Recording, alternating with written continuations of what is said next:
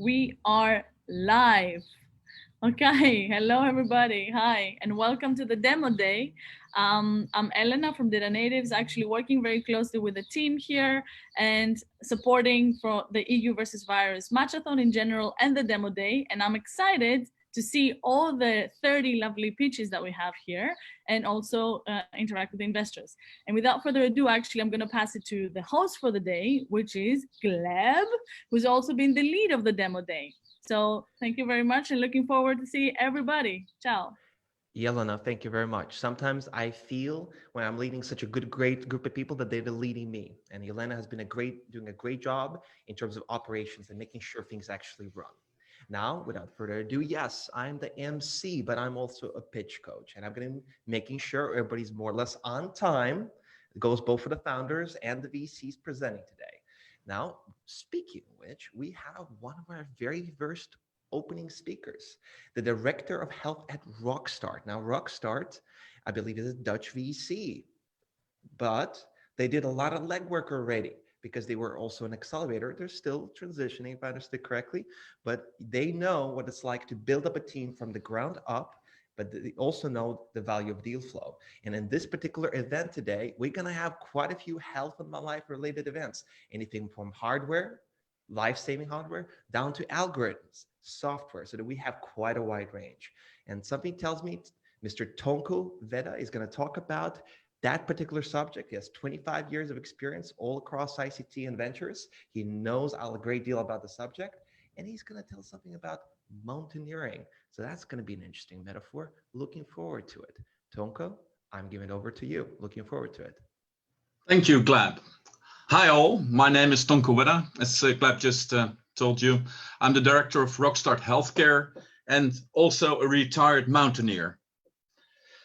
Today, I think 11 innovative and promising healthcare projects will be presenting during this EU versus virus demo day. 11 promising ideas that have been selected out of almost 900 healthcare projects that participated in the hackathon. I love hackathons for many reasons. From Rockstart's perspective, the most important is the output of the hackathon. Highly innovative ideas that can form the foundation of future startups. When I look at the finalists of the EU versus virus hackathon, I really hope that many of the winning teams will start a journey as a company from here. A journey that for most of you will not be an easy journey. You will have to climb mountains, high and steep mountains. Many times you will slide down, and many times you will think you have made good progress, to realize a little later that you have chosen the wrong climbing route. And once you arrive at the supposed summit, you will discover that there is a huge valley behind this summit. And you have to cross this valley prior to arriving on the real summit. This valley you have to cross is called the Valley of Death. It's called the Valley of Death because this is the most difficult part of the journey of a startup. And many of the startups will not be able to cross this valley and this will never make it to the summit. They will die in the Valley of Death. Besides a good idea, a value proposition, the startup team is extremely important to cross this valley and to arrive on the real summit. In healthcare, unfortunately, the mountains are higher than in many other domains, and the Valley of Death is wider than in most of the other domains. To arrive on the summit, you need to have the mentality of a top athlete, of a top mountaineer. I use the world of mountaineering as a metaphor for the startup world. Many lessons I learned as a mountaineer are applicable to the startup world.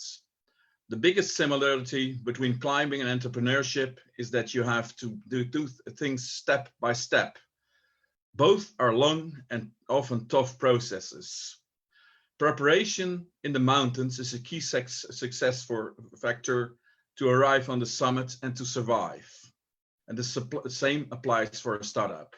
You need to be prepared. Your plans need to be thought over and over. And in both worlds, it's also about taking risks. You need to take risks. Of course, these risks must be reasonable and calculated, but you will never be sure about the outcome. Will you arrive at the real summit? Rockstart Healthcare is a VC and a startup accelerator that helps startups to cross the valley of death and to build a sustainable business. Our programs always start with a selection process. During this process, we of course evaluate the value proposition of the startups, but for us, the team and the leader of the team are as important as the value proposition. Strong teams and leaders are key. The startups that are selected to participate in the Rockstart program will normally receive an investment in cash prior to the start of the program. Our program is based in Nijmegen, the center of the so-called Dutch Health Valley. Due to COVID-19, we transformed this year's program into a digital program. Our international group of startups are now participating in the digital workshop program, talking to their mentors and our local ecosystem in video calls. Relevant workshops and highly experienced mentors are the fundament of our program. Together with our international ecosystem and program partners, we support our startups to show traction. Traction that investors love to see, especially early stage investors. These investors, of course, also look at the value proposition and the team, like Rockstart does during the selection process. And finally, they want to see serious traction. To be able to show traction to investors, sometimes money is needed. In those cases, we help our startups to apply for EU and local grants. As a last step in our program, we focus on the investor readiness of the startups. And when they are ready, we organize investor events. And finally, our demo day. And of course, we also do ourselves in follow-up investments. Tonko? Yes. To get those investments going, I would love to show more teams to you, and specifically in your lovely domain of expertise, health. And I think one of the ones that are coming up right now, this very moment, Mikhail of Coral Vent can give this idea what you guys could consider. Now, Tonko, I thank you very much. I'm glad to hear you guys know what it's like to organize a demo day. So thanks for that very much. Tonko, I appreciate it. Please, if you have a few final points. When the startups or the projects that are presenting today need support, want support from us, feel free to ask us questions to us and reach out to me. We are willing to advise you and to connect you to relevant partners in our ecosystem and to guide you. Our next program will normally start in April 22 next year. Applications will open around that time, and I hope to see many of you during our selection days, or thank you, Tonko. To meet you I'm going to do a hard stop now. I'm going to do a hard stop. Okay. I appreciate this. Please check out the teams. Otherwise, we're basically going to listen less teams.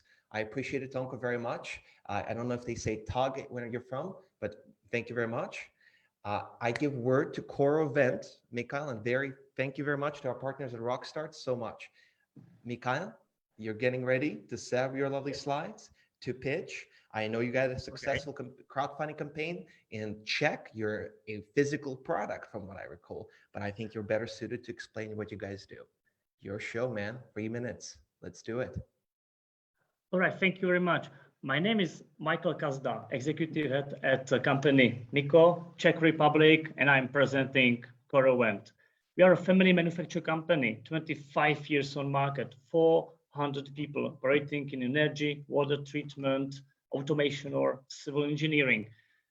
This is a day I've been looking for many years because, you know why? It's the first time I do make a presentation without single slide, chart, or number, because today I have more to show you. Breakthrough. In only 2 months, developed emergency lung ventilator. it's not a madness because we built on 25 years experience and R&D work at the Czech Technical University in Prague. This is not an experiment because in our team, there are ICU doctors from COVID clinics and other experts. And this is not a prototype because we are already producing dozens of them daily downstairs in this building. You got it. We didn't care about how it looks like. We used simple off-the-shelf components and all sourced in European workshops, by the way. We didn't care about multi-functionalities. It's just suited directly for Corona patients. We didn't care about just people in developed countries. It's a simple machine. It's affordable for the entire world. But what we did care about are thousands of dying people every day and the doctors and nurses in hospitals. Okay, and that's it.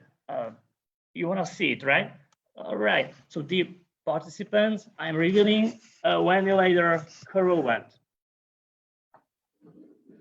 It's easy in use. It's a durable and solid device. It's significantly affordable and immediately here. It's designed for emerging environments. There's no competing with existing products. So we are looking for you to finance the production and its scaling, to order ventilators to be donated in developing countries, and to help build the global distribution network and make a go-to-market strategy. Together, we will not only satisfy the today need for ventilators, but we build a long-time product with a solid position on market share. So thank you very much. And by the way, great job done by the organization team. Thank you. We can always do better. Now, in this lovely moment, this is the Q&A portion. We are slightly behind schedule and I will be doing my best to catch up. So we're going to cut the Q&A a little bit. People and dear audience in the chat, questions for Mikhail, because they have significant traction. They literally have a product. As you can see, it's a very physical device. You can touch it. You probably can smell it. What questions do we have? Please leave a comment if you would like to ask it. And then one of our lovely members of the team will give you a voice to speak. Who would like to ask a question? Please leave a comment in the chat. Please leave a comment in the chat. I'm warming you up. This is an interactive exercise. Please be ready to ask questions. I'm going to wait as long as I need to wait because this is the Q&A.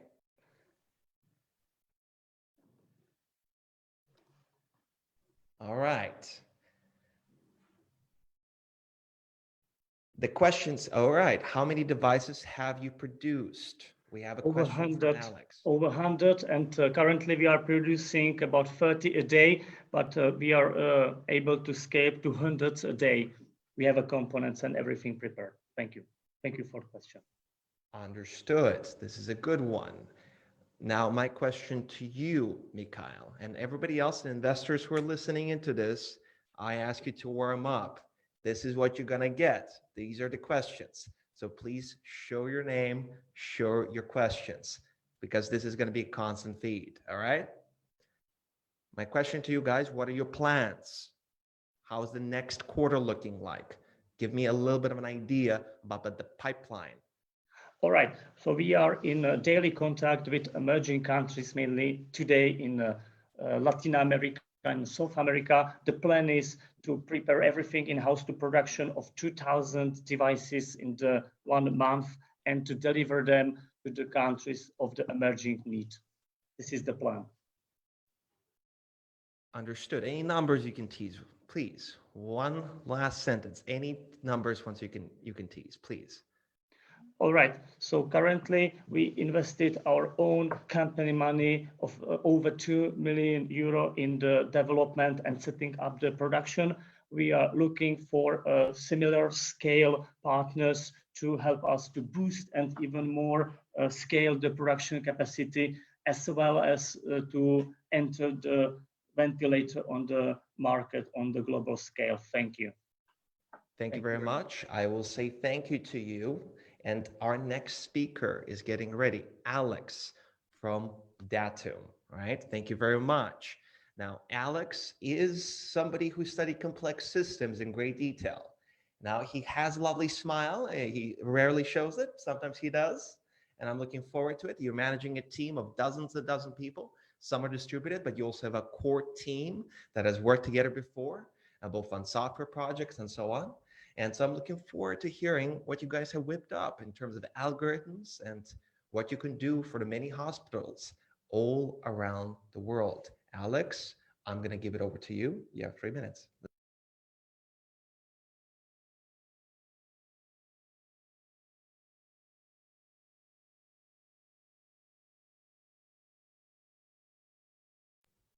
You can start, Alex. Can't share my screen. Understood. Give me access. Well, then you have to speak. Okay, then it's good. So, oh, we can see a screen. Oh, and seeing a slide deck. okay, hey, Good luck. I'm Alex, CEO at Datum. And with data intelligence, we want to cure the pandemic. So what happened?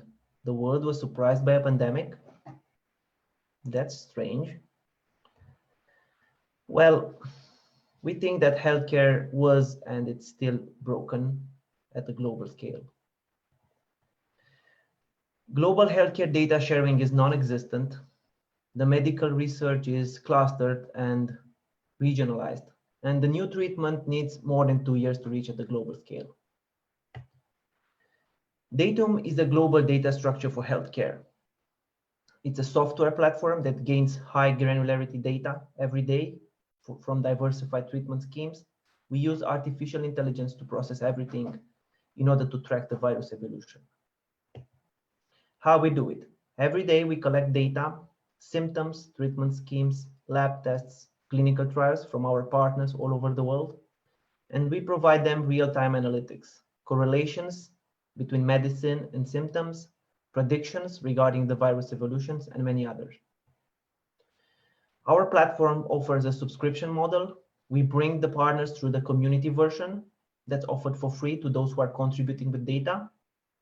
And then we generate the revenue with the intelligent version that's giving access to analytics features.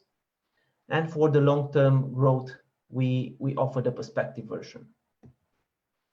After the crisis, we're going to replicate for other healthcare channels. We're going to prevent the next pandemic and work for hospital-acquired infections. We are 30 people from 14 countries, experts in 7 domains. Most of us have worked together in the past decade for previous innovative projects. Where are we now?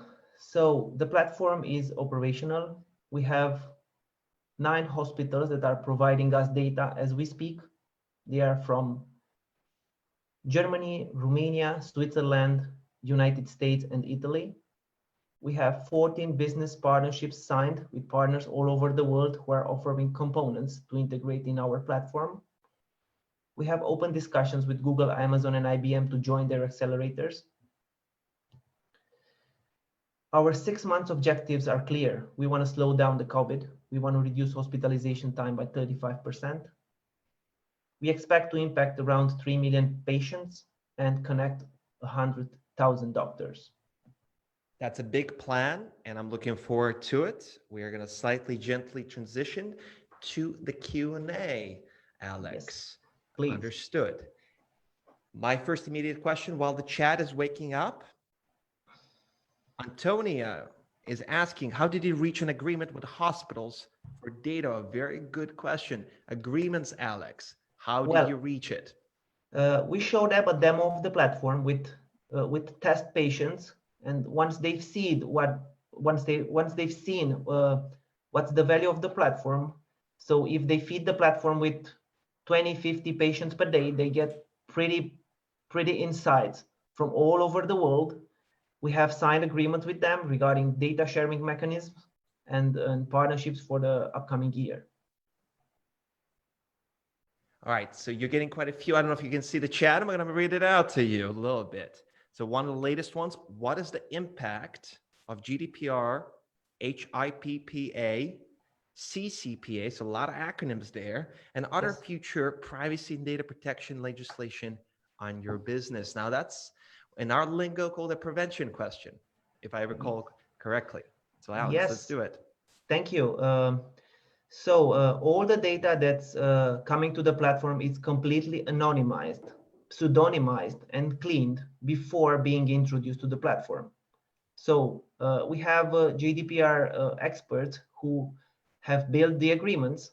So the hospitals are already aware about the procedure and everything. It's totally following GDPR and HIPAA agreements.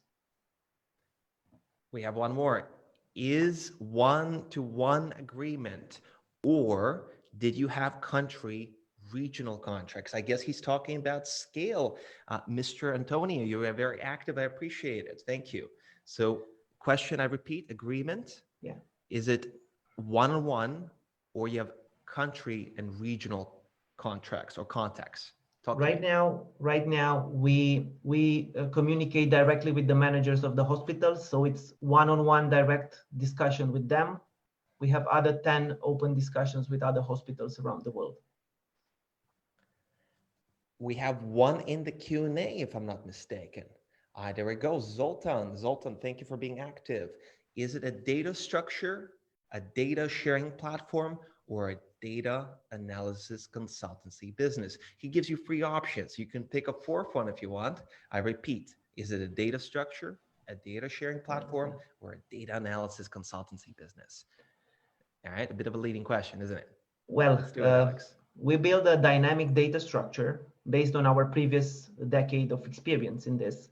And we allow doctors to share data on this standardized data structure. And what we offer in return for their paid services is the analytics, the AI analytics. So it's all three things that you've mentioned. Thank you.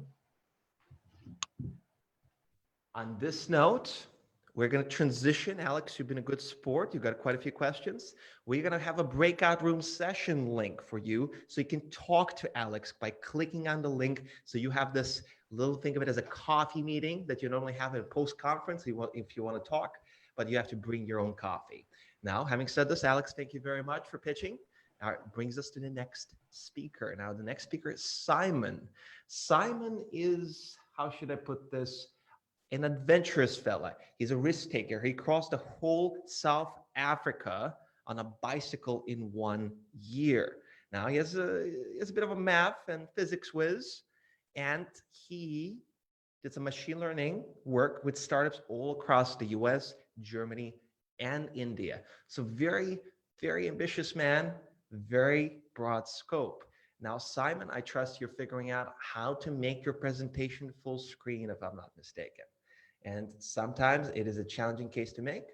I am ready when you are ready. And ladies and gentlemen of the chat, of the particular investor group that we have today, feel free to ask questions, because if you're not going to ask it, it's not the traditional conference environment. Please ask away and I will either verbalize it. So let's do it. Simon, you have 3 minutes. Hello, Gleb. Dear ladies and gentlemen, esteemed investors. Over these last months, we have witnessed overcrowded medical helplines, patients being sent home from hospitals without treatment, and health ministries hiring volunteers to follow up with cases. Given the shortage of medical personnel, a continued monitoring of ambulant patients with corona or chronic conditions is practically not possible. Patients at home are left to their own devices, where often the disease cycle turns critical abruptly. We are the team from Praxis Concierge, and we have developed Home Nurse, a system to automatically monitor individual records of symptoms over the phone. Hello, Melina. How are you doing today? I'm feeling better, but still quite tired. All right. Did you already measure your temperature today? Yes, I took the temperature. It's around 39 degrees. That's actually pretty high, and your temperature has increased since yesterday. Let me mark this here on the dashboard. Do you want to connect to a doctor right now? No, I think I'm fine. The system can be operated from a hospital or health ministry where medical personnel checks the incoming results, and can take immediate action. The stakeholders of our solutions are the patients for timely treatment, care providers, and insurances, saving costs by timely intervention. The market for remote patient monitoring solutions is huge and growing. This growth is mainly driven by aging populations, think of chronic diseases, and rapid technological advancements. In Europe, we believe the time is ripe for digital healthcare solutions with changing legislations. In Germany, for example, this Digital Healthcare Act, creating a scope for digital applications. Many solutions in the market bet on smart devices, on wearables, on various kinds of IoT sensors, but we believe that with a human-like dialogue over a phone call, we can capture the well-being of a patient better than with mere vital statistics. Our team combines PhD-level expertise in machine learning and natural language processing with a strong track record of successful business initiatives. Over these last months, we have successfully developed solutions for automated phone services to clinics, like appointment scheduling, anamnesis before the actual appointment, and follow-up prescriptions. We have set up companies in Germany and UK. We plan to roll out our solution over the next 3 months to create maximal impact all over Europe, with a main focus on Germany, hospitals in Germany and UK. Join us on this journey with your investment. Together, we can chart the course for remote patient monitoring in Europe, for the healthcare of today and tomorrow. Thank you. Looking forward to your questions. We already have one being asked from you from Seem, if I'm not mistaken. Mr. Seem Teller, I believe you are Estonian. Looking forward to it. Hello, tere. All right. What languages do you support today? And what's the roadmap for new languages? What's the accuracy rate for the recognition? So there's several questions. So I'm going to start with the first one in there. What language do you support today? And what's the roadmap for the new languages? And then we'll go for the second one. Simon, let's do it. Yeah. Dankeschön. Great question. Thank you. Yeah. We are focusing on European questions, mostly English, German, French, Spanish, but we are able to integrate other languages fairly quickly using cloud services for language recognition. All right. Now, the second part of that question, Simon, is what's the accuracy rate for the recognition? Pardon if you've answered it already. Yeah. Accuracy rate is in general around 95, 96%, like in terms of this word error rate. But we have trained our models, especially for the medical vocabulary, like for anamnesis of symptoms or names of medicines. Like we have incorporated the 500 most common medicine names for better understanding. Now, Simon, if I may ask you, in the context, all right, we have a question, in fact, for Antonia, our power user today, Antonia. Thank you. How do you think to scale up? How do you think to scale up your project to other hospitals / countries' healthcare systems? So the question is about scale and how. Yeah. With me, Simon? Let's do it. Fully, yeah. Very good question. So we already noticed that we really need to approach multipliers, like networks, and work through these procurement structures in the different countries. And as well, this EU versus virus hackathon has given us great contacts to these procurement networks in different countries. So that was a great opportunity for us. And if we talk about users, which brings us a question from Andrea.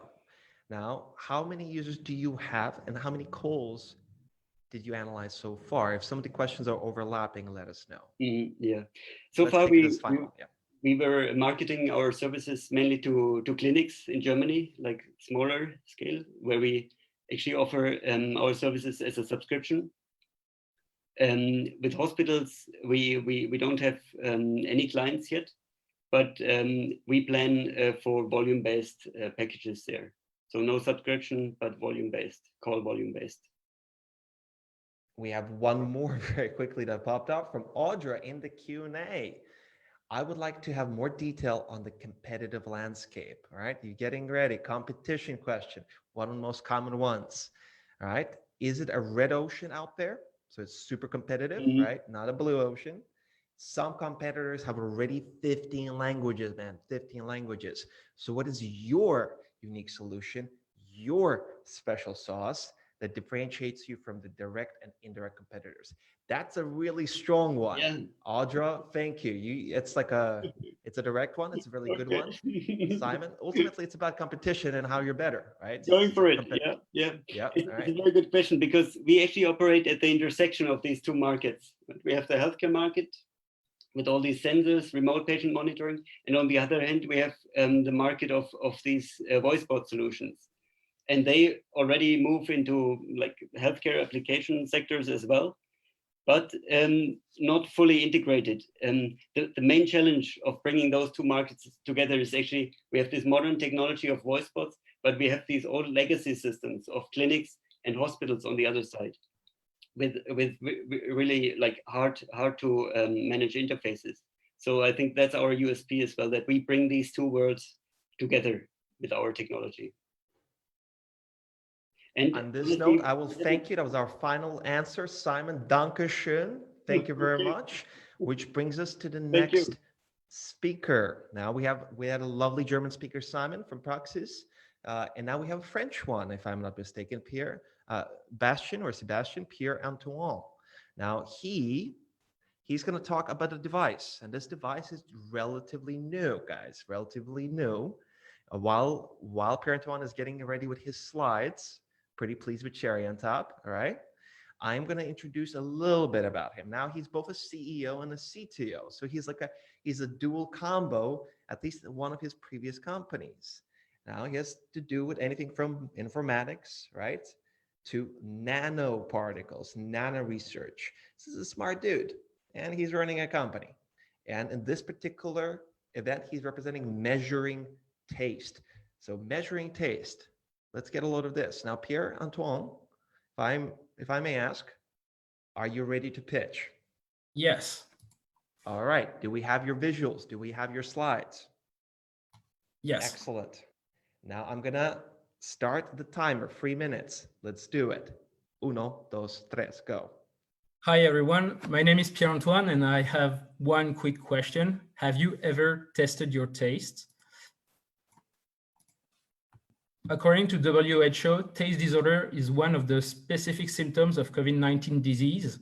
88% of COVID-19 patients have experienced taste disorder, and amongst them, some of them got it before any other symptoms.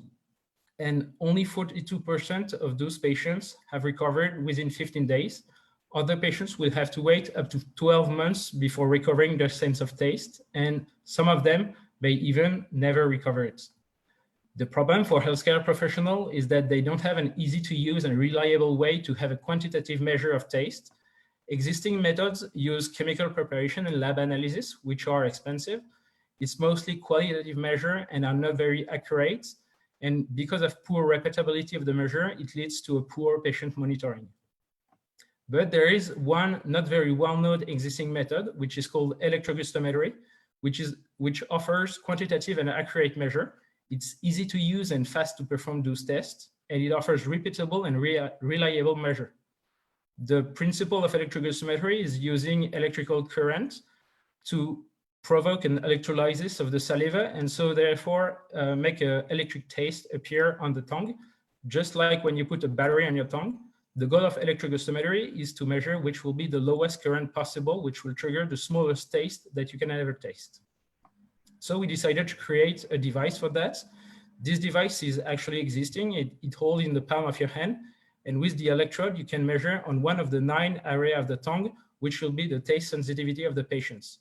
It will be controlled by a mobile application with different protocol like automatic measurement and double-blind protocol, which will allow healthcare professionals to measure patient taste sensitivity in less than 5 minutes. More protocol can be added depending on the need of healthcare professional and researcher in order to improve the use of our device. All those data will be securely stored on on our server, and it will be only accessible to healthcare professionals.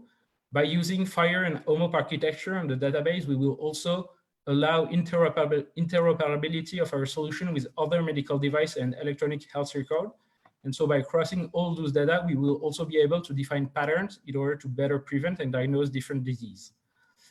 The goal of our device during the COVID-19 will be to do some prevention and early diagnostic, also to monitor the evolution and the spreading of the disease, and to help with deconfinement strategy. Our business model is a B2B business model where we sell to medical device distributor. It's a one-off sale of our device, and recurring revenue will come from disposable consumable. Our only competition right now is the TR-06 Ryan, which is a device which has been developed in the 90s, which is considered obsolete by researchers and doctors we have working with. One final sentence. All right, merci beaucoup. What do you want to know? Final sentence. Yeah, during the hackathon, we were a team of 3 people, but we also have a team of 4 people working full-time on this device. We are seeking. Thank you. Thanks. That slide is self-explanatory. Keep it open. Now, dear ladies and gentlemen of the chat, what would be the total available market for your solution? Vuzal, hopefully I'm pronouncing the name correctly. Apologies if I'm butchering it. How big can it get? So market question, Pierre-Antoine. Market question. Yes. So first of all, it will be mostly research in order to have research paper and protocol validated by researchers. And then any doctors can use our device.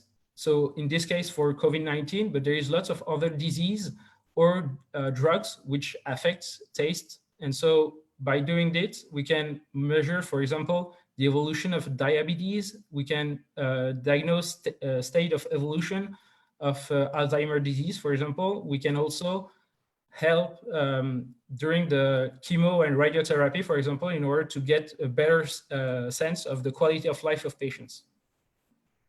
Thank you for that answer. Do we have more questions coming in? You can use the Q&A feature, which I'm keeping track of, or you can use the chat. The more you ask, the more information we get. This is the opportunity here. Let's quickly check. Understood. Now, Pierre-Antoine, I'm going to ask you a slightly last question, but a tricky one. And that is, what is the ambition for this business? As in how, yes, we're talking about market size and how it can become, but you level with me, man, as the one who leads this company. What's your ambition? So our goal first is to develop this device and to spread it, because with the taste measurement, we can have a better way to diagnose and prevent lots of disease. Our goal is then, with the web application we have and the interoperability solution we can have, is to be interoperable with different medical device in order to have data coming from others' device. And so by crossing all those data, we can define patterns in order to better prevent and diagnose those diseases, and maybe discover new way or new diagnostic for different diseases. Now, merci beaucoup, Pierre-Antoine. Merci beaucoup. We are done for today. I wish you luck. Please, there's a breakout session, a link that's going to be posted below. So if you want to talk to Pierre-Antoine, or in fact, other our founders later on, join and click that link. Think of it as a coffee networking event, but you have to bring your own coffee. The link is for you guys to network one-on-one, more or less, or with a few other investors if you guys are all interested. All right. Thank you. Having said this, thank you, Pierre-Antoine. We have Franguel Gulen, and this last name is killing me, man. But Fran is getting ready to present his slides, and Fran has started a few companies before.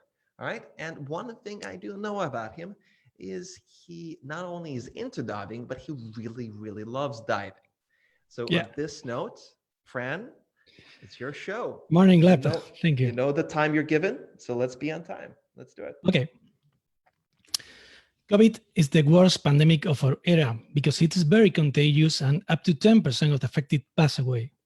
Current treatments like chloroquine, antivirals, or vaccines are either not really effective against COVID serious cases, toxic for a lot of patients, or it will take too long for approval. COVID deaths are caused by an inflammatory storm in the lungs that leads to severe respiratory issues. So if we avoid the damage to the lungs, we will turn COVID into a normal flu. We found that the neurokinin-1 receptor of cells is involved in the inflammation cascade when it's overactivated, but we can block the receptor with an antagonist, avoiding the inflammation. So our treatment, PBT-COVID, is based on this antagonist and is already in the market, but approved for other diseases. Our mission is to repurpose it for COVID. Plasmidec has in vivo evidence that this treatment in only a few days can avoid the injury of vital organs like lungs and kidneys produced by inflammatory promoters like COVID. We have favorable reports on these results from prestigious independent experts, and the World Health Organization has just recognized anti-NK1R as a possible treatment for COVID. In fact, a US pharma started a phase 3 clinical trial using a similar drug, but is not approved in humans and will take a long time to produce and distribute.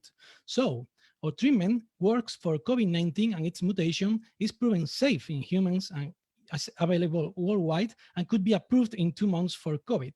We are preparing a clinical trial that has initial good feedback from the Spanish Drug Agency, and we already have 2 hospitals in Spain interested. It costs only 500,000 euros, and it will take only 2 months to do the COVID accelerator procedure.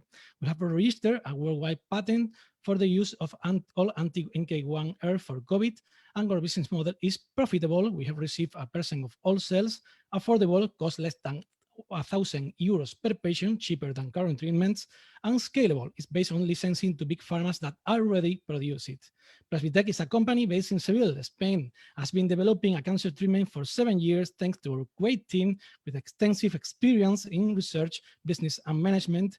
And we have the best international partners for clinical trials and legal matters, and a panel of top advisors in biotech, pharma industry, and healthcare services.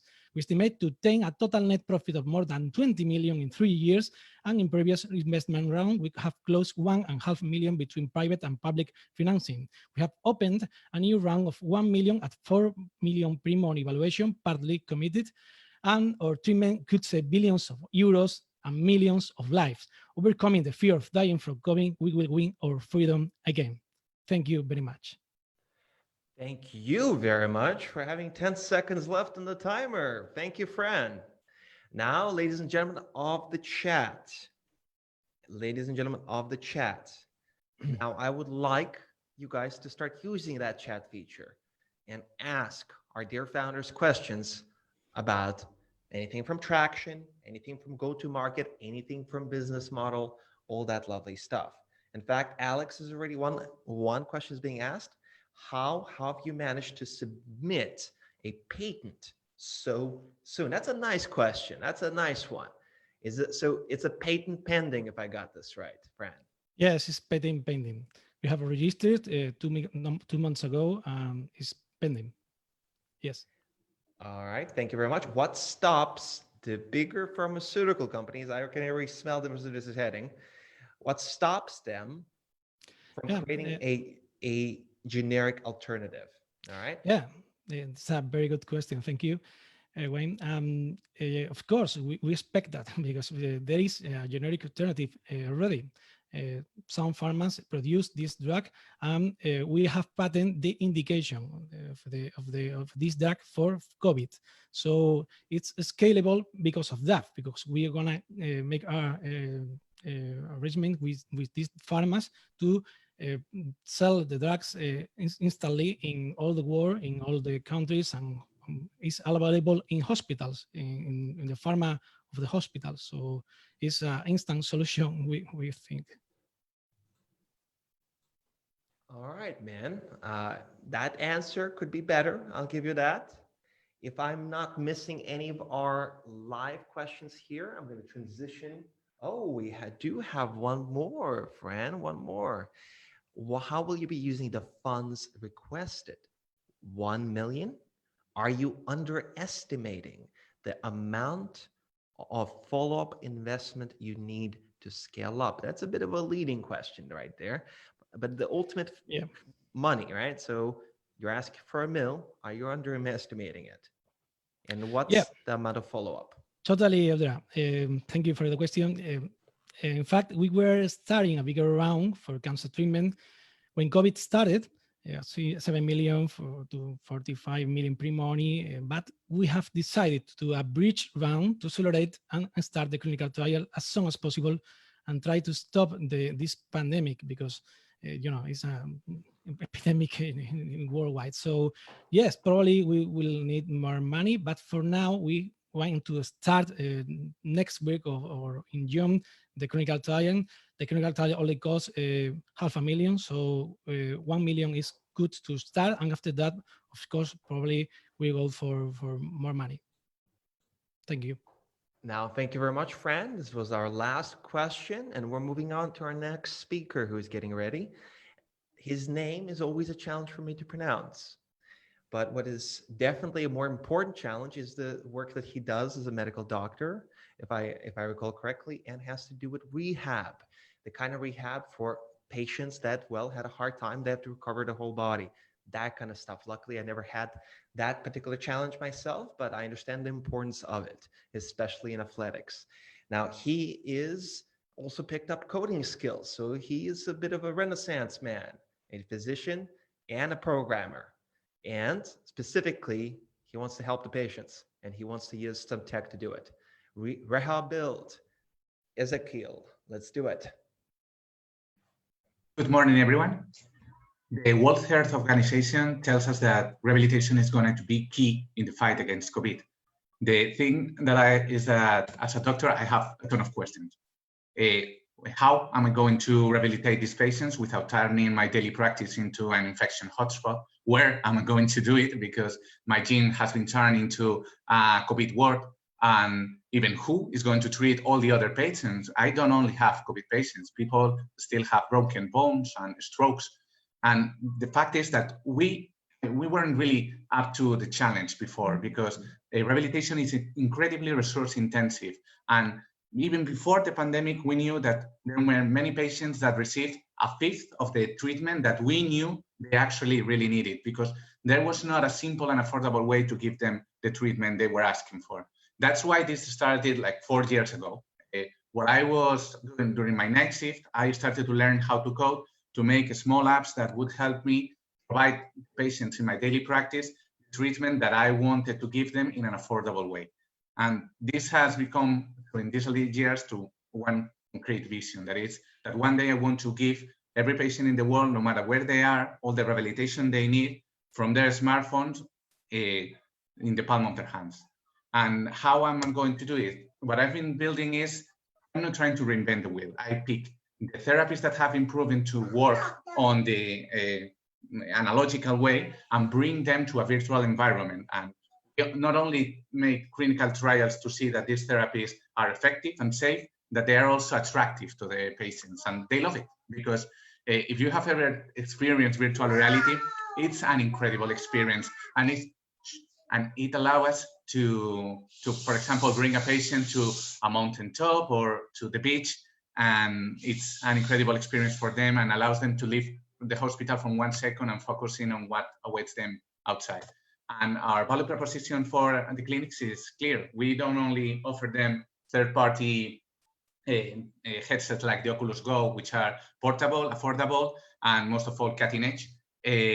We can provide them a way to make their clinics and daily practice more profitable, because we can double the patient therapies ratio and allow them to reach even more patients without having to expand their workforce or their area. And I think the most potential is in what we're building. We have created a streaming platform.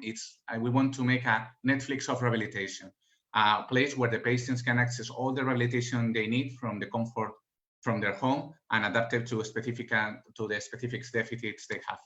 And the thing is that we can provide them for the cost of one additional session, a whole month of therapy rehabilitation. And this is our team. David is an entrepreneur. He's really good at, he has already launched a few healthcare apps and shares our vision. And we want to invite you to join us. We're looking for investors, partners, help reach 50 million patients worldwide. Thank you. Thank you with the vision. You're a little over time. Next time, I'm going to be much, much harsher. All right. Thanks a lot. Let's do it. Questions in our chat. Questions in our chat. If not, I'm going to get my hands a bit rough and going to go after this fine gentleman, which I can do, but it wouldn't be fair. So let's do it here. Questions from the chat while you're thinking. Now, you're a medical doctor, is that correct? Yes, I'm specialized in physical medicine and rehabilitation. Understood. Now, I understand that you picked up coding during the night shifts. Now, I come from a medical family. My dad's a dermatologist. My stepmom was a venerologist. My sister now is in Germany, and she has a particular specialty, microsurgery, in this particular domain. So I used to be the kid who designed their presentations before they went to medical conferences. There were some really bad presentations because I was 15. I was just learning how to use PowerPoint. But in your context, man, in your context, what I want to understand is, how will a medical doctor scale a global business? Because I've seen this before also in the Middle East. Yeah, Yes. sometimes you care about saving lives and all that, which is great. But this is now also money. Yes, Help me understand this a little bit, all right? It has been quite a change. It's usual for doctors to be so focused on the clinical side, but I've come to understand that if I want to really reach these patients and really help all these people, I need to focus on giving them the answer they need. It doesn't matter if I build a perfect system to help all these patients. It doesn't matter, because what I need is to actually give them the opportunity to use the solution I'm creating. And for that, I'm working now, although I'm still working and collaborating with my hospital to make the clinical trials, I'm focusing full time on helping the patients actually try the treatment. And we have been working with small clinics in Madrid that are already trying the treatment. And we are looking forward to launching the streaming platform, because I think that's the easiest way to scale our project and to reach the patients no matter where they are. Now, thank you very much. This time got us a question from Sean Teller, having an Estonian investor. He wants to know, how do you track the progress of patient recovery? Now, not patients, but patient recovery. How do you track it, man? Help us out. While the next speaker is getting ready. That's one of the key things we're truly looking forward to improving. What we're looking right now is there are a lot of self-assessment tools, especially for patients with neurological deficits and patients with motor deficits, that we can use to keep a track of how effective the treatment is being. But we don't aim to completely eliminate the need of a medical doctor following up. We think that we can work in tandem with them, that they can be both the advisors and prescribers of this technology. And we are another tool they were going to have in their arsenal to help these patients on their daily practice.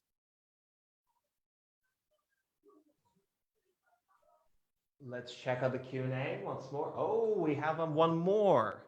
Now, if our next speaker on the investor side is in this chat, Arvidas, let us know. If not, we will be moving on without you. Now, I'm going to ask a question from Ezekiel. Okay, oh, all right. Seem like the correction, by the way. I'm seeing you. How will you be filling your management team gap? All right, this is a team question, which traditionally is really nice, but he's going after something that potentially is a risk factor. Right?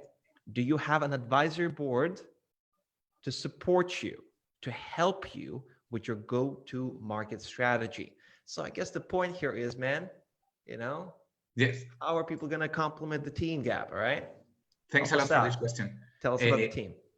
David Pedroche is not only a computer scientist, he's an entrepreneur, and he's helping me build our market strategy. We already had the help of Genesis Biomed, a big consultancy firm here, to help us develop our business plan.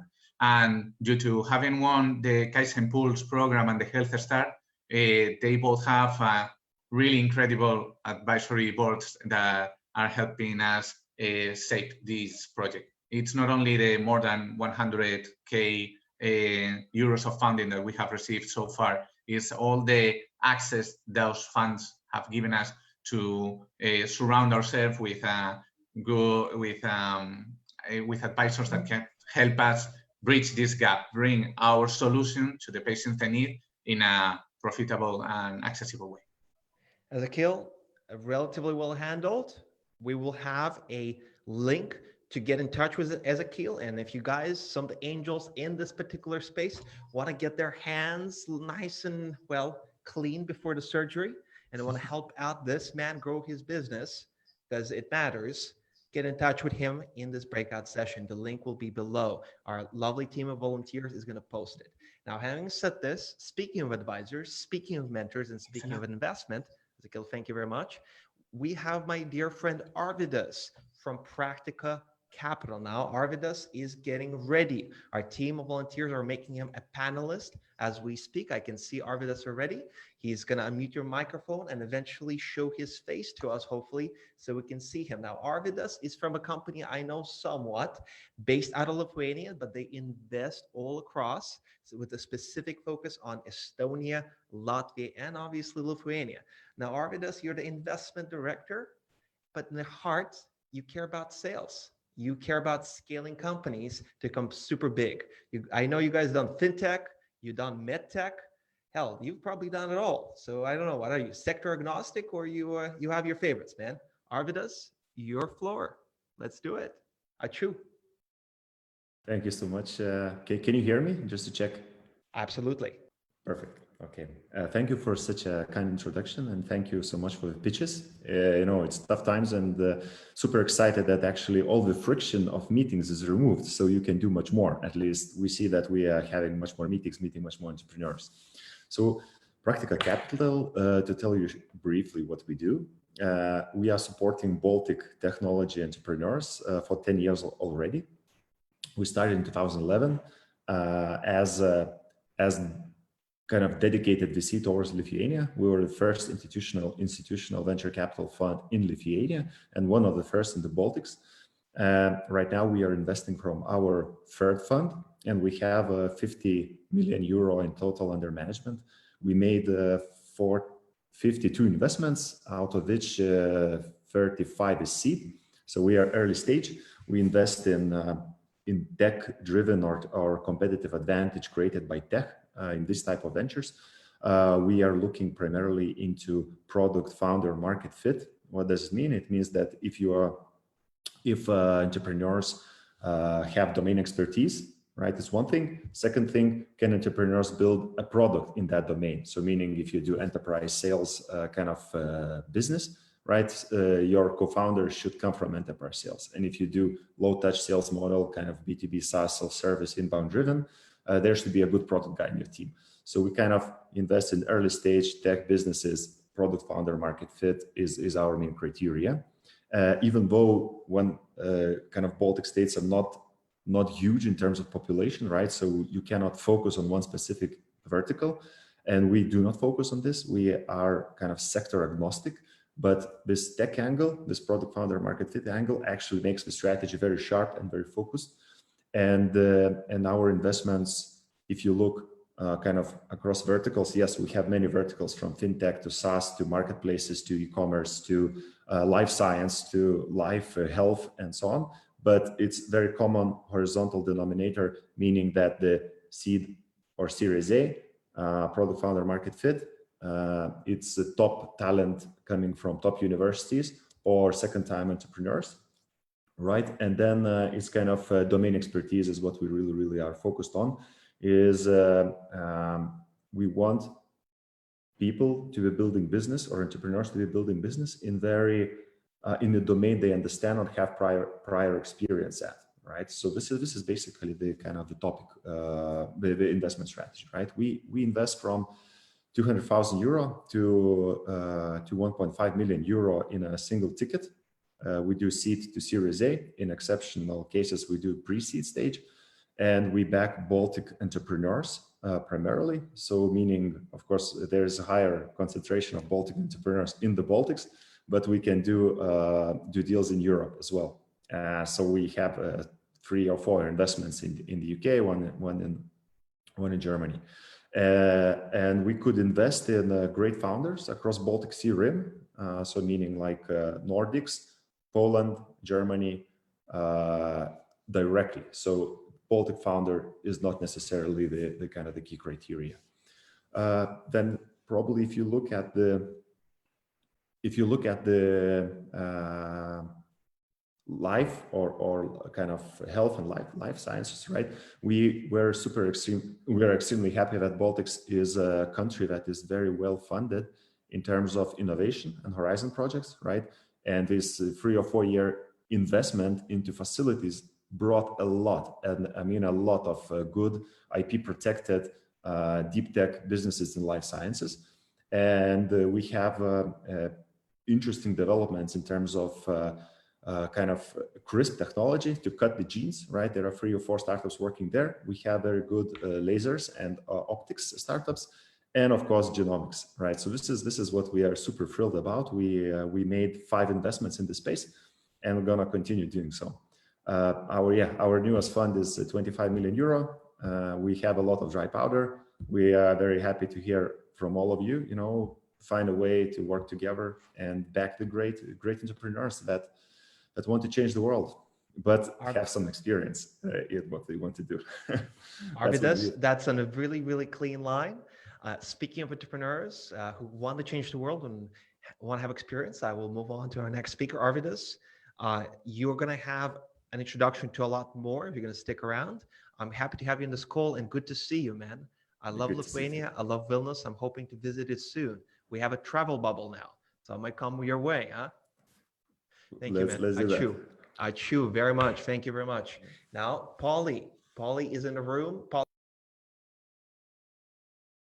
And she likes to build tech for your ear.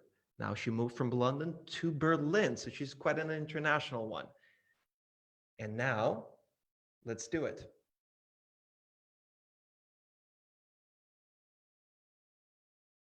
Polly, you're unmuted. You need to be unmuted. We cannot hear you. Now we can hear you. Let's do it. Okay, you can see my slides? Okay. Yes. Yes.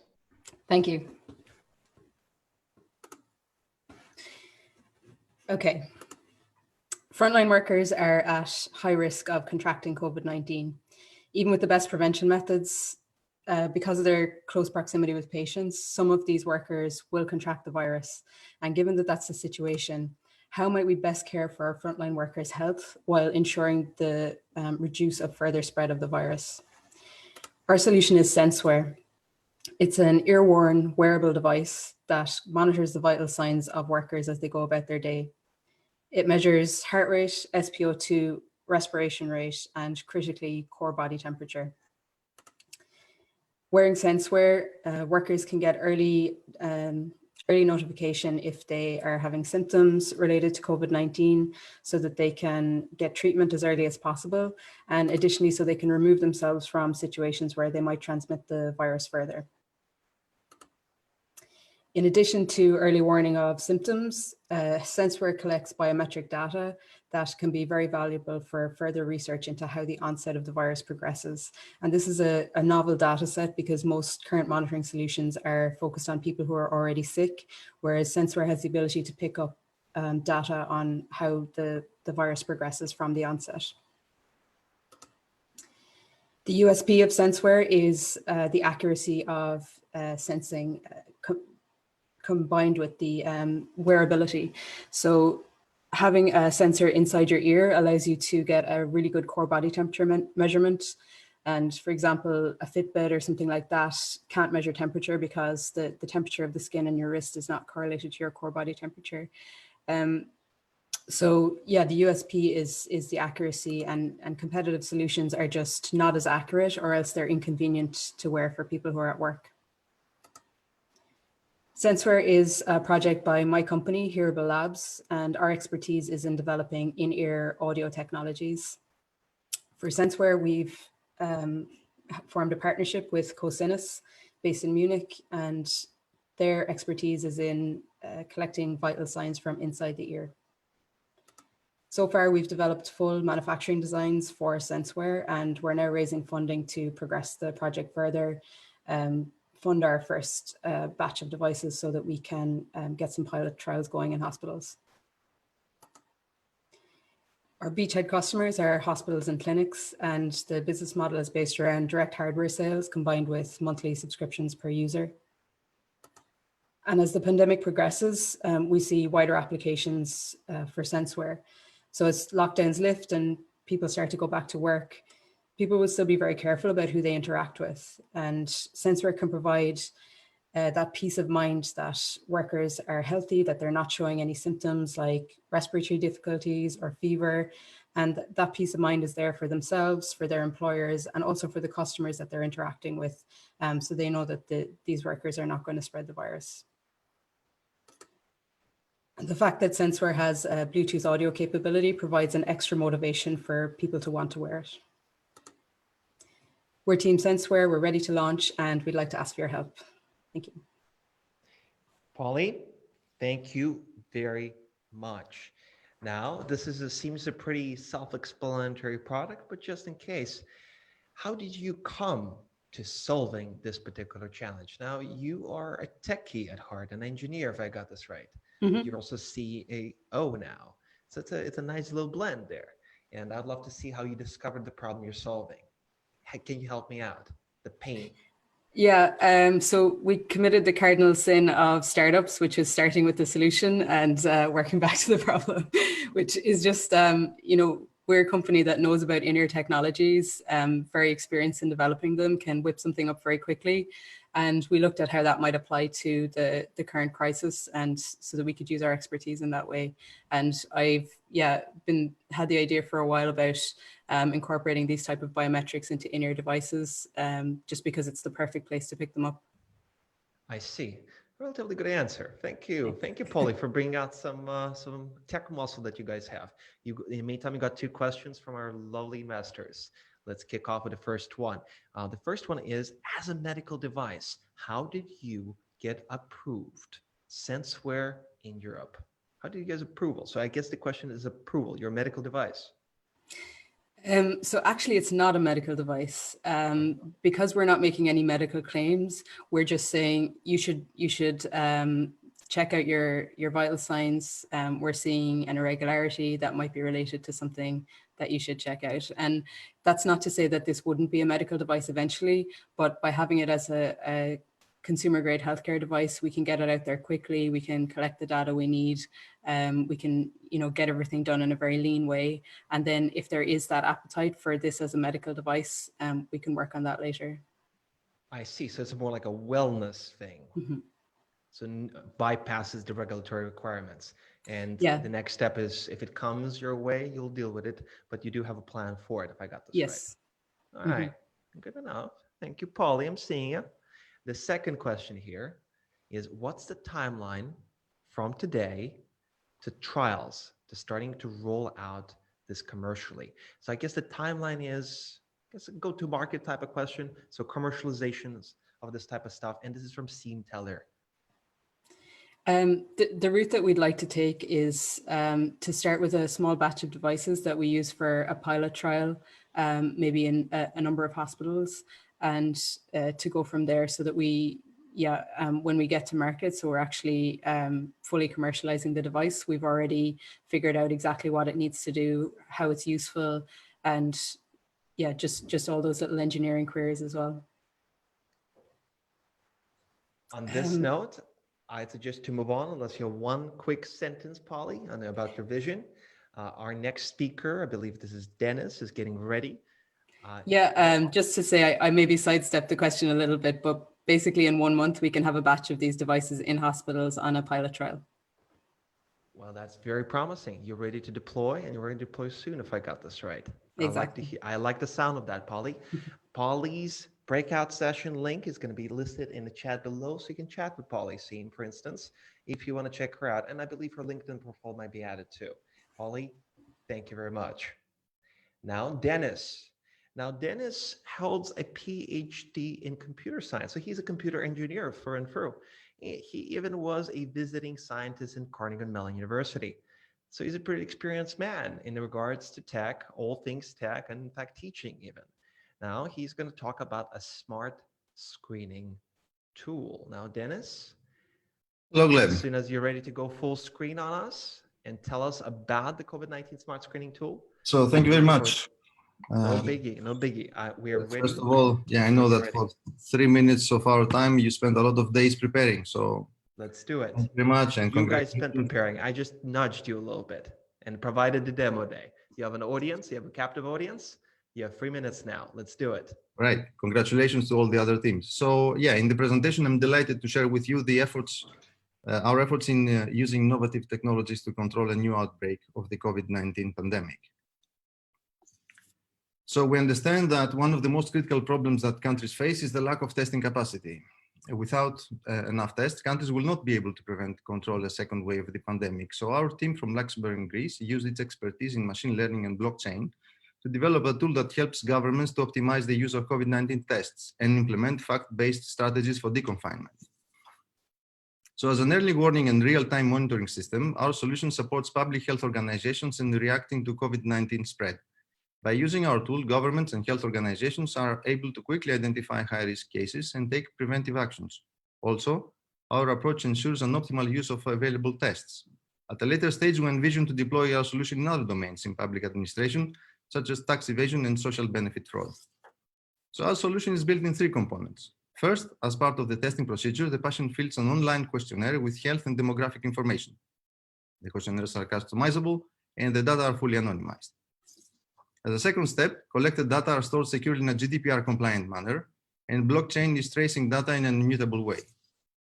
Thirdly, we combine data from the questionnaire with the test outcome to build a machine learning model that creates COVID-19 risk score that predicts the probability of COVID-19 infection. We use proven techniques in machine learning used widely in similar risk domains, such as credit scoring.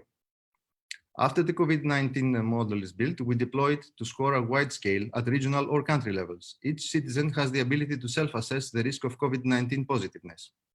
As a result, the tool provides actionable insights to governments and public health organizations, not only the drivers of the pandemic for a given subset of population, but also as a learning, warning, and real-time monitoring system to support the deconfinement strategy.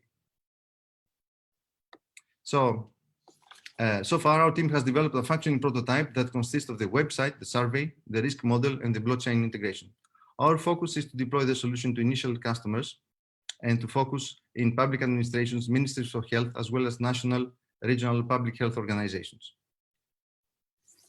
So we believe that due to the imminent need for the smart screening tool, we need to commit resources now to get the solution in the global market in less than 2 months. For this, we need to fund the work and for the development and to build a customer pipeline. So we estimate a budget of 150,000 euros for the following 3 to 4 months. And we are open to discuss equity deals in order to spin out the project from Compelio to another company. So we are looking for sponsors, governments, grants, private investments to fully commit our energy in deploying the solution as soon as possible. So interested parties can visit me, of course, in the dedicated online room right after the session, as it appears on the slide. Thank you for your attention, and I'm happy to take your questions. Now, Dennis, because your slides didn't work, I only saw the one slide. Show me the traction slide. That's it. Okay. And could you please share probably a different screen or go full screen? That's why we use PDFs. Is this a PDF? No, it's a PowerPoint. That's why we use PDFs, my dear friend. Okay. Everybody else, take this as a learning curve. Very good. All right. While our dear audience is figuring out good questions, I'm just going to ask you, Dennis, how about I interview you? Let's drop the slides for now. You can share those slides later on in the matchmaking sessions, but can I talk to you, Dennis? Definitely. Okay. Maybe you can see some of the slides now. I can see that you can scroll through them. Okay, very good. Perfect. Pick the traction slide. Let's talk about that. What's your traction? So we're having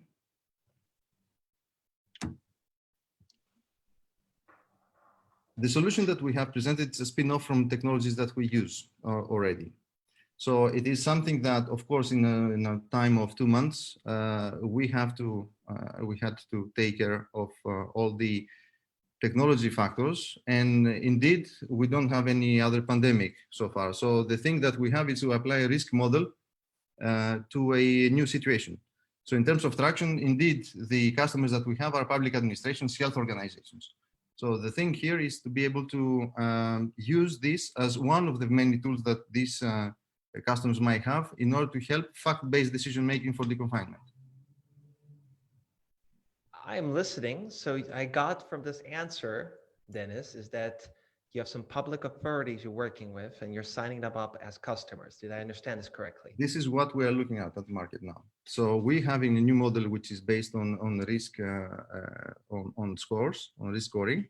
And now we are going to the market. So indeed, we are piloting this. The technologies that we're using are used in other domains like finance. And that's where we are at now. Understood. So you're coming from an established place. Now I have a question in the meantime in the chat, Dennis. Thank you for showing some of the stuff. I would suggest to maybe show the key piece that describes the product just again. Yeah, just to be sure, man. The product for everybody. So there are three steps. Apologies for the slides, it didn't work, but hey, it happens.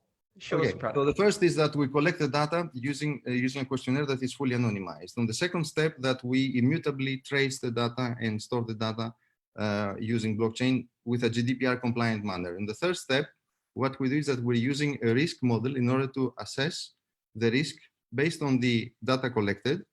And we use risk, as I say, risk scoring approach. On the fourth is that there is a possibility to have self-assessment tests, so people can use it at large scale, whether this is a region or in the total country. So you are able to very quickly have early warning and real-time monitoring of the situation. I see. So it's a software product, correct? Definitely. All right, and it's a hospital-focused product, or it's for a governments? public health administration. So depending on the country, that's what we're exploring now in terms of customers. Business to government. Yes. So those who are actually dealing with deconfinement are the ones that might be interested in having this tool as an early warning and real-time. Final question. How do you know the results of COVID-19 tests followed by patients are reliable? It's a prevention question a little bit. So it's vetting reliability. It's a fair question though. Yeah, there are several types of tests. So depending on the test, we have different models. And of course, we know that some of them may not be reliable. All of them are. So the thing is that you can have different models scoring the risk based on the type of test that you are taking. So we can have the possibility to have multiple in parallel models. Finally, what are you excited by in the context of your business? It's a slightly nice question, but I want to kind of gauge your vision a little bit for everybody here. The thing is the fact-based decision making. So from the moment that you can take decisions and you can rely on data, this is something that is better than intuition. So this is exciting. And this is one of the things that we need to react fast. So that's the thing. Now on this note, Dennis, again, impressed by your background, teaching at Carnegie, or being a scientist in Carnegie Mellon University, computer science, man, building these models, helping not just the crisis, but also being a B2G solution. Potentially exciting. Now, Dennis, this is link and LinkedIn and all that will be shared below. So get in touch with him and give him maybe another conversation, another shot to talk about the business. But it sounds very, very exciting, guys. Thank you very much. On this note, Andre is getting ready. Now, Andre Tarano is a product guy through and through, right? He has been working remotely before it was cool since 2016. So he is pretty experienced managing, working with remote teams, and he has built something that has surprisingly got a massive amount of traction. And I think he's going to show that a little bit, because one of the selling points for me when I was going through with my team in terms of evaluators is what his particular algorithms were incorporated into. So that was a very, very interesting point, Andre, and I hope you're going to cover that. Let's do it in around 3 minutes. Let's do it. Uno, dos, tres. Hi, thank you, Gleb. We are Team ViroTrace, and as the name suggests, the thing that we do is we trace the virus. Now, contact tracing has generated lots of discussions lately, and you most likely heard at least some of them. The main concerns that are being publicly expressed have to do with protection of personal data. Less talked about, though, are its intrinsic limitations, like the fact that it requires participation from the vast majority of individuals. And even if it gets that high adoption rate, the basic model is unable to keep up with the more contagious strains. And also, it's not that effective in a community that is highly connected through physical interaction. So it still requires a level of lockdown. And that's because standard contact tracing only accounts for the first degree of interactions, meaning that only the people that were in direct contact with an infected person are considered potentially dangerous. But of course, that's not the way the virus spreads. Our logical architecture, so the one that we developed, actually emulates the spread pattern of the virus by propagating exposure risks across extended networks of interactions. The result is an average of 3 times more detected cases relative to the number of installs. It has been collecting positive reviews from the data science community and was implemented in the official Indian app, which recently surpassed 100 million users. For apps that want an easy way to integrate our model, we're also offering it through API calls. And another thing that we're developing is an end-to-end contact tracing ecosystem, which can be deployed in any geography with little to no configuration. These 2 hosted versions are based on secure enclave technology, which is enforcing the highest level of privacy and actually removes the need for trust in a human component, thus making possible the addition of new value propositions like immunity management, designing interactions around protecting the vulnerable individuals, and also the thing that we are actually basing our business model on, which is this. These uncertain times have accentuated the need for collaboration among competitors. Our biohazard containment solution is uniquely positioned to deliver insights from shared data sets while preserving the competitive advantage of the participants. Some of us are already serving clients in this space through less competent solutions, so we have first-hand knowledge of the vertical. We're an international team of founders with more than 20 years of startup and corporate experience between the 3 of us. We started this project on March 16th, and we've had a good momentum up to this point. Right now, we have a spending plan for the next 10 to 14 months and a roadmap leading up to sustainability. Thank you. That's it. No, I guess. appreciate it. You had around 5, 7, 6 seconds left or so. That was good, man. I appreciate it. You can save those. Thanks for being on time. I appreciate it. Now, ladies and gentlemen of the chat, our dear investor community, you know what you need to do with that same chat feature and asking questions below. Now, I'm going to give you time to think, and I'm going to ask Andre a few things. Now, Andre. Yep. You're a product dude, right? Yeah. You look at product life cycles. And I understand that you have essentially very good proof of concept with the data, specifically from India, if I got this right. That would be more like a validation than a proof of concept, than production validation. Production. All right. So tell me a little bit more. So yes, you have the roadmap. Yes, I'm looking at something here, but give me an idea how big it could be in the context of this roadmap, building your validation. So this use case that I specified here, it's relatively new. So it was generated by this new context that we find ourselves in. But our feeling is that it will grow, it will last beyond this crisis. So competitors sharing data in a secure way among each other for the benefit of all, that's a thing that will continue. So in terms of how big it can get, so right now, the companies that are actually investing in these types of services are from financial services, so banks, insurances, retailers. We personally work with bakeries in Germany. So we know that the bakeries are actually trying to work together to figure out where this their field is going to make important decisions in terms of, human resources and so forth. So while it's difficult to put exact numbers on it, we are very optimistic regarding the size of the need and its future. Understood. You're saying it's big? Yeah. You're working with bakeries in Germany. The application could be anything from insurance to health. From Margaret, am I correct?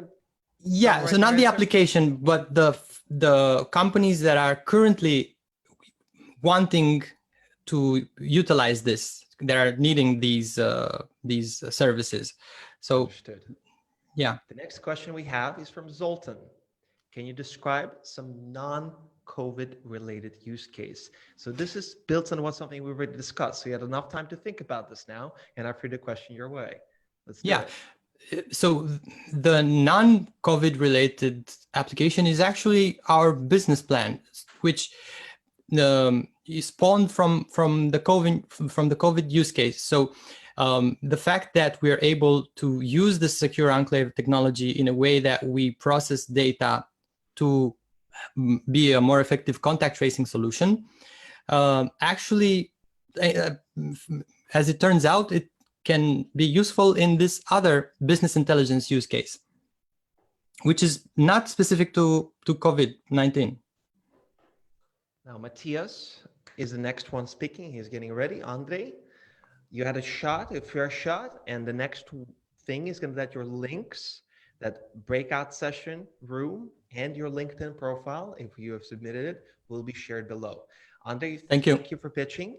I am still impressed with your stuff happened to do and explode in India in a nice way, so I appreciate that. And I'm looking forward to our next speaker, Matthias. Now, Matthias is an experienced man, so he's an interesting combination of somebody who studied quantum information theory. So that's a mouthful, that's a fancy thing, and even has a master's degree in it. But more importantly, he spent over eight different years in sales and biz dev. Now, he even dropped a line to me that he managed one multi-million-dollar contract, euro contract, with one of the United Nations agencies. So he's both, in a way, a nerd and a jock. So he can sell, he can manage relationships, but he understands the theory and the tech. So I'm super interested to hear what he has to say with exponential technologies. Your show, Matthias. Danke schön. Perfect. I hope you all see and hear me now. My name is Matthias Kaiser, and I am the CEO of Exponential Technologies. 6 months from now, when the first vaccines for COVID-19 are found and tested, we still have to deliver over 1 billion portions of this vaccine. Modern vaccines, like one for COVID-19, are produced in machines called bioreactors. The problem is scaling from laboratory test sizes to industrial production can take up to 2 years and cost over $20 million US. We don't have 2 years. We need the vaccine as soon as possible. Luckily, we at Exponential Technologies have found a solution for this, and it's called XT-SmartDOE. It is a small data AI-based software that helps to find the right growth parameters for bioreactors and the production scaling. That means vaccines can be delivered months earlier than without the software. It also means companies producing vaccines can save millions in R&D costs. But most important, it means we can save tens of thousands of lives in the process. We achieve that by using a process called incremental reinforcement learning. It's an active learning approach where our software engages with reality to find the right growth parameters as fast and efficiently as possible. Our software has already applications in the field of specialty chemicals, biotechnologies, and additive manufacturing. One of our major partners, a multi-billion-dollar company called Evonik Industries, has already done several pilot projects with us together, and we're currently researching other applications of our software in their operations. Our serviceable market size is over 150 million euros, and we have two products currently. One is XT-SmartDOE, which is a cloud service subscription-based, and we have a hardware device, also subscription-based, which brings XT-SmartDOE to the facility of our corporate partners. Our team consists of many years of experience in academia, business, and government. And we have a great team of mentors and advisors. For example, Eyal Kazim, which is a data scientist and had former positions at Cambridge Analytica and LabGenius. We currently search for 2 million euros in investment to improve our software and to scale our operations. So thanks for your attention, and I'm open for questions.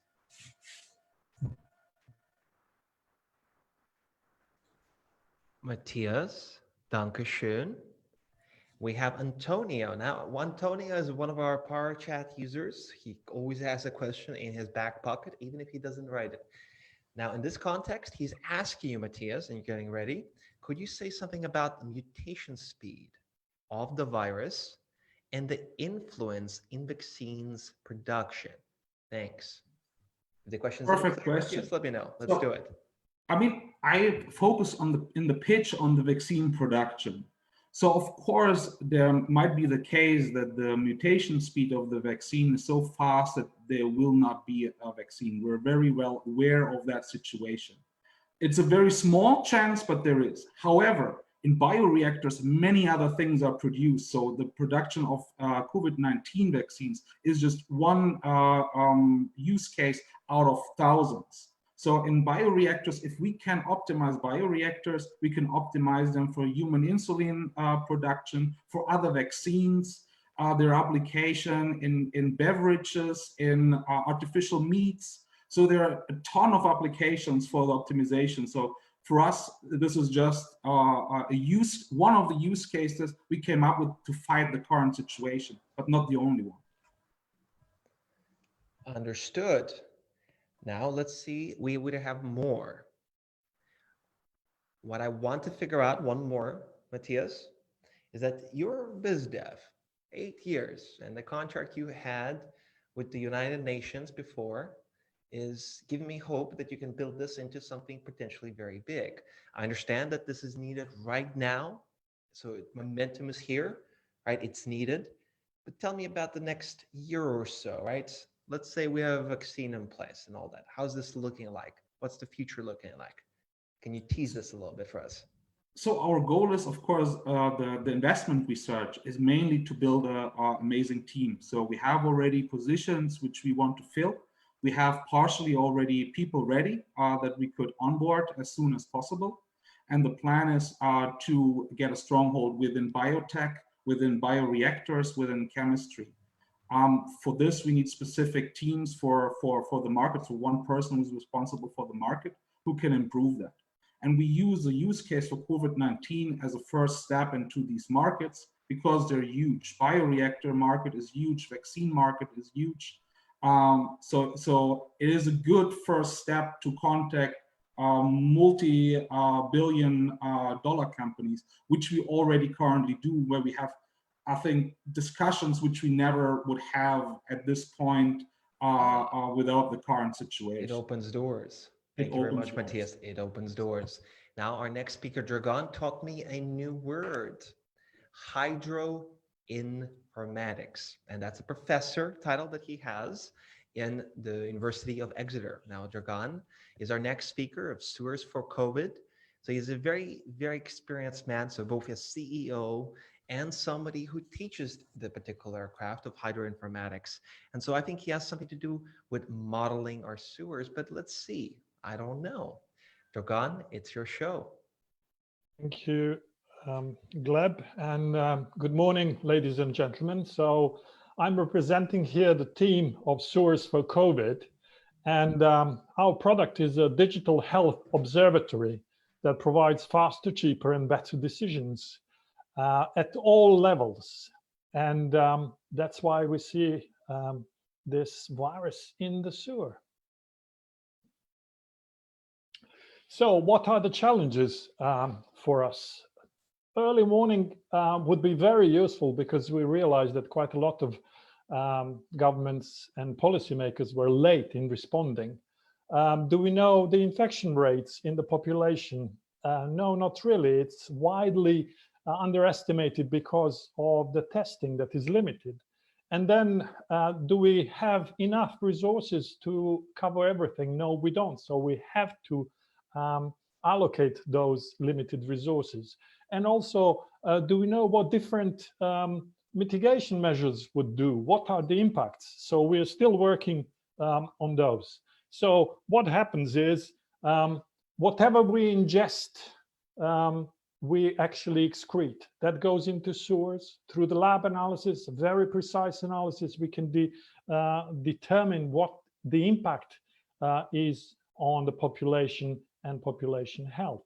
So Digital Epidemic Observatory works with preparedness, help us prepare for it before it happens. It acts as an early warning system because we detected in sewers up to 2 weeks before the first cases were reported by the medical professionals. And then we can find hotspots, and also we can help in mitigation planning. So we developed in 48 hours with our proof of concept online system that will give us dynamic map of the country with the hotspots. And also it gives us an opportunity to see what happens with number of infected and casualties. And it gives us also the option to implement some of the measures and see the consequences. So reduction in number of those. So what are we after? We have a scalable platform. It can go from small municipalities to a country, to a continent. We need 3 months for development, about 750K. We will have a publicly looking website that is free but limited, and then by subscription, depending on the size of the application. Thank you very much on behalf of 4 different country participants in this team. Thank you very much. You have 10 seconds left. I appreciate it, Dragan. Thank you for being on time. Now, Dragan, you're going to get some questions, hopefully from our dear chat that I invoke. Now, I know people are looking, both on Facebook Live and here. I know Antonio is one of the people who is very active. I know Seem is lurking somewhere in the chat. Please be ready to ask questions, ladies and gentlemen. Now, on my end, Dragan, now it's going to take you some time to deploy to market if I got this right. Now, Dragan, you are, well, you know the field of hydroinformatics really well. That's the key thing you know. Yet I want to see whether you got what it takes to build a global business. You're the CEO of another company, right? So I want to see what is that you have as a vision that is going to give me cues, people in your team, right? You have 4 people across, well, at least several people around the world. I want to understand, how is this going to be a very big thing globally? Help me out. Dragan, if the question is unclear, let me know. I'm happy to rephrase it. Well, the financial impact of the COVID pandemics is obvious. And if we reacted few weeks or few months before it happened, we knew in November that it started in China, there wouldn't be the consequences that we had today. So I would say this is where we are looking. We're looking at policymakers. That's one level, but we're looking at individuals. Do I go outside? Is my area a hotspot? And also municipalities who have to distribute resources, be it human or material, are the tests, or the people, or ICU beds. That's where we are aiming at. All right. Now, this time, your answer has generated 3 more questions, Dragan, and we're getting ready. I'm going to be your conduit. The first one is from Zoltan. Now, Zoltan is asking you, do you have a hardware element that needs to be implemented? So yes, no, Dragan? Depends what he thinks hardware is. In this case, we have to sample something that's hard a bit, and also laboratory bit. There is no online system that can work that. So the answer is, of course, it depends on what the definition of hardware is. Very Clinton-esque, by the way. If it's a platform, it's on a computer, on a server. So if that is the hardware that they're asking, yeah, it's a server. It's a server, then it means it's in the cloud. So in the cloud, no hardware involved. Consider this answered. Zoltan, thank you. Now, Seem has 2 questions for you. Seem Teller. How automated is the measurement system? The automation is key here. The measurement system is not automated, and the longest time period to get the measurement and the result is 2 days, but that's still shorter than a week or 14 days of incubation. So you can still get your early warning system. So manual. Yes. Well, it could Will it be automated? It could be automated. There are automatic samplers, but you still have to move it to the lab to test it. Understood. All right. The hint, Dragan, here is we're talking about potential scalability. Manual labor generally is frowned upon. You know what I mean? Absolutely. We're talking about all the capital cities in Europe. We have already a project that is planning to do that over the next few months. You talk a good game, Dragan. You talk a good game. And people are doing it for us. We are not doing it ourselves, everything. Understood. Very good to know. Final question. Now, this is to do with data, Dragan. Data.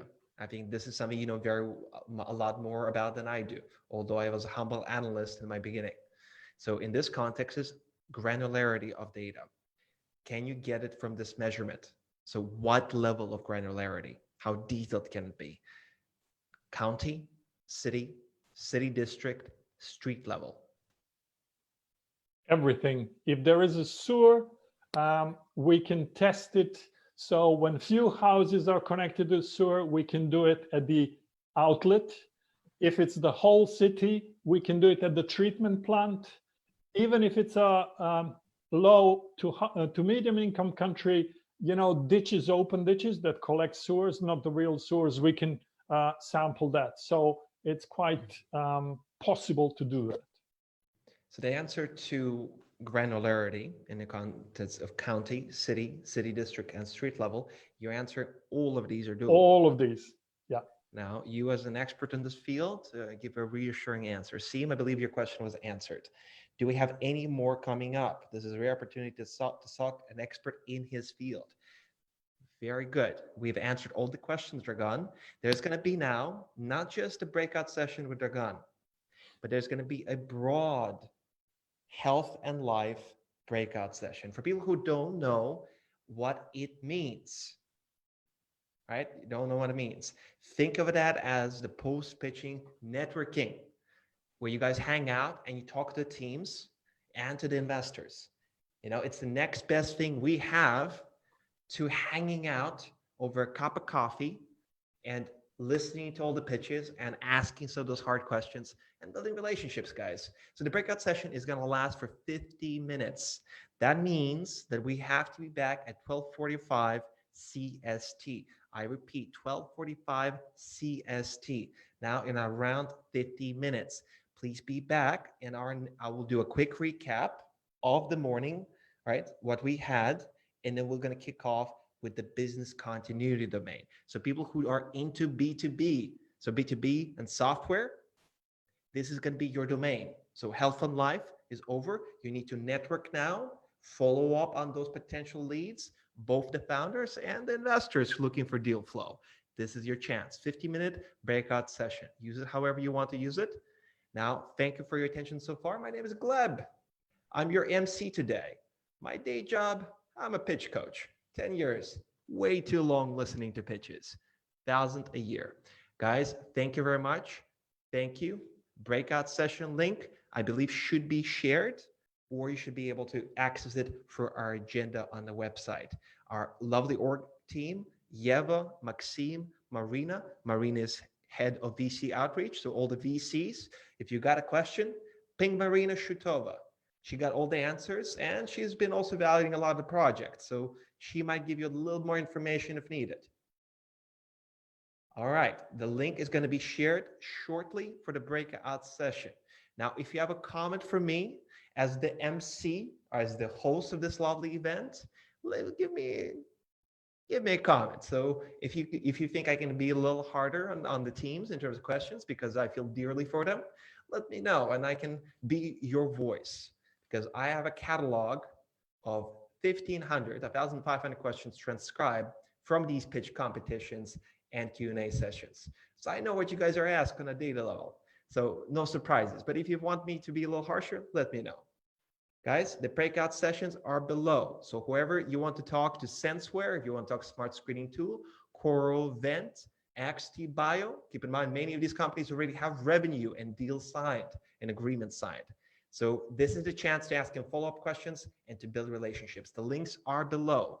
Guys, thank you very, very much. Start networking, guys. My name is Gleb, and I'll see you shortly. Let's do it.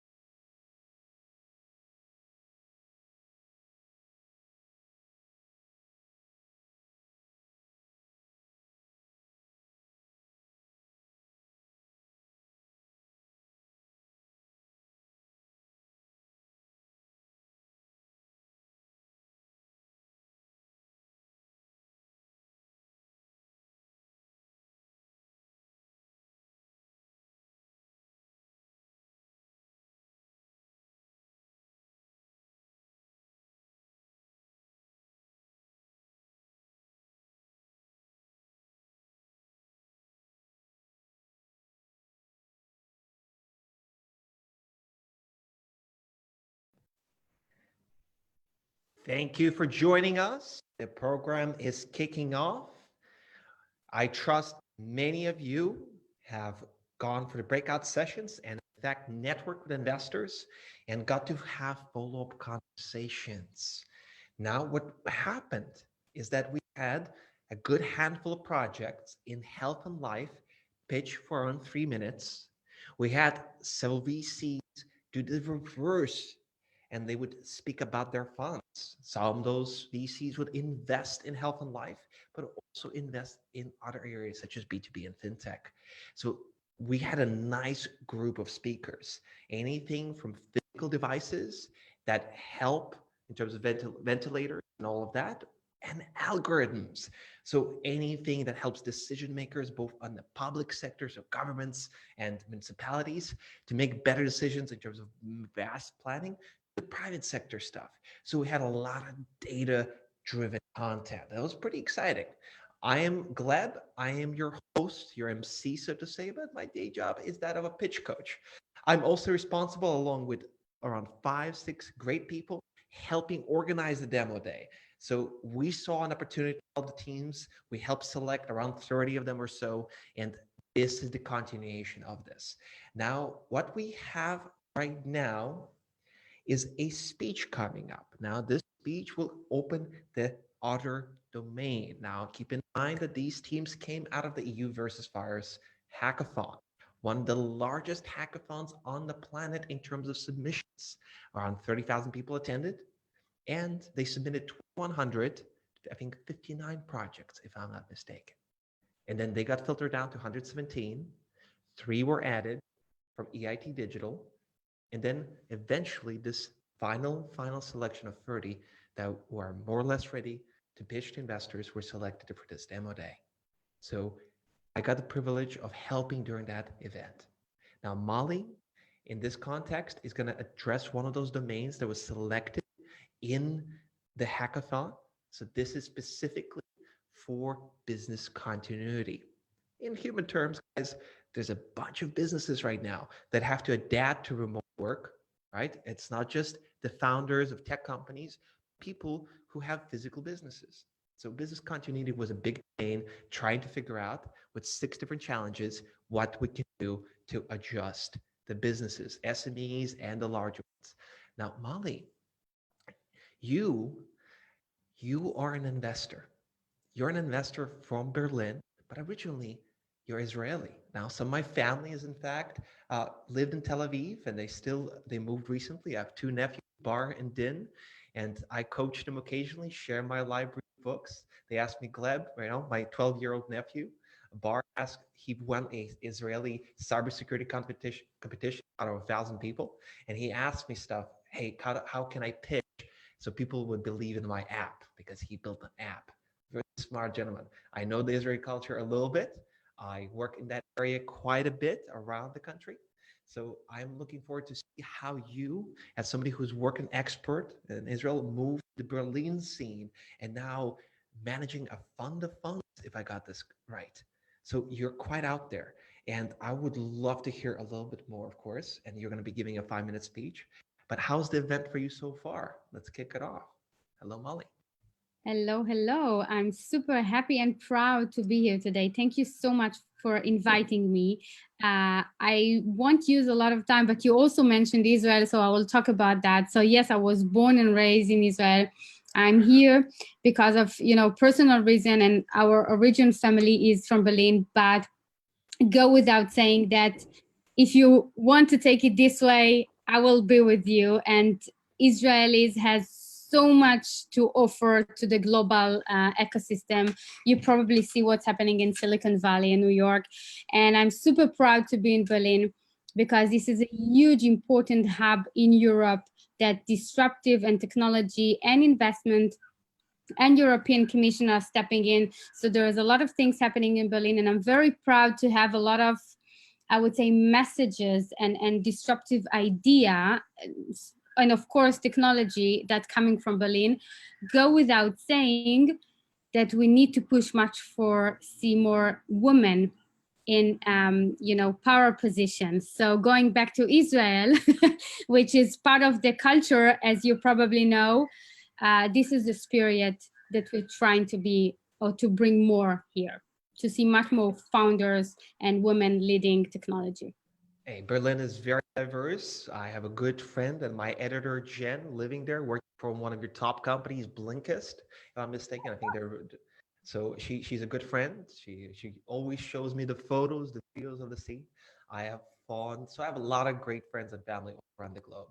Molly, but you are one, of course, we have a statistical difference in terms of how many female VCs versus male VCs. We have the same discrepancy among the founders. I have a data set to also look at this for the conferences, sometimes 3-to-1 ratio.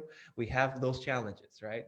And you are leading a fund of funds you're raising for it, but you're also you're friends with the commission a little bit in the EIC programs, part of their investment committee, or at least selection committee, if I got this right. So at the same time, you also mentor Techstars, so since 2019. So you really keep your hand in the pulse. You're all around. You're really looking for deal flow. You're really helping out the commission. And most importantly, you're supporting not just the, female and founders, but also the male ones. So if I got this right, help me out. Of course. Hey. You did great homework. There's there's a lot to say about that because, when I came to Berlin, we call it in business blue ocean, which means I was working and still very involved in New York, in Silicon Valley, in Beijing. I had factories in Beijing, in China, and of course, Berlin. So when you see lack of enough professional women also in corporate, in M&A, in venture capital, for sure, like there is zero partners. There is a lot of amazing lady in the industry, but no one really funded and raised a venture capital. And we need to have it, not because of the gender, not only because of the diversities, but because it's a huge, missing business opportunities.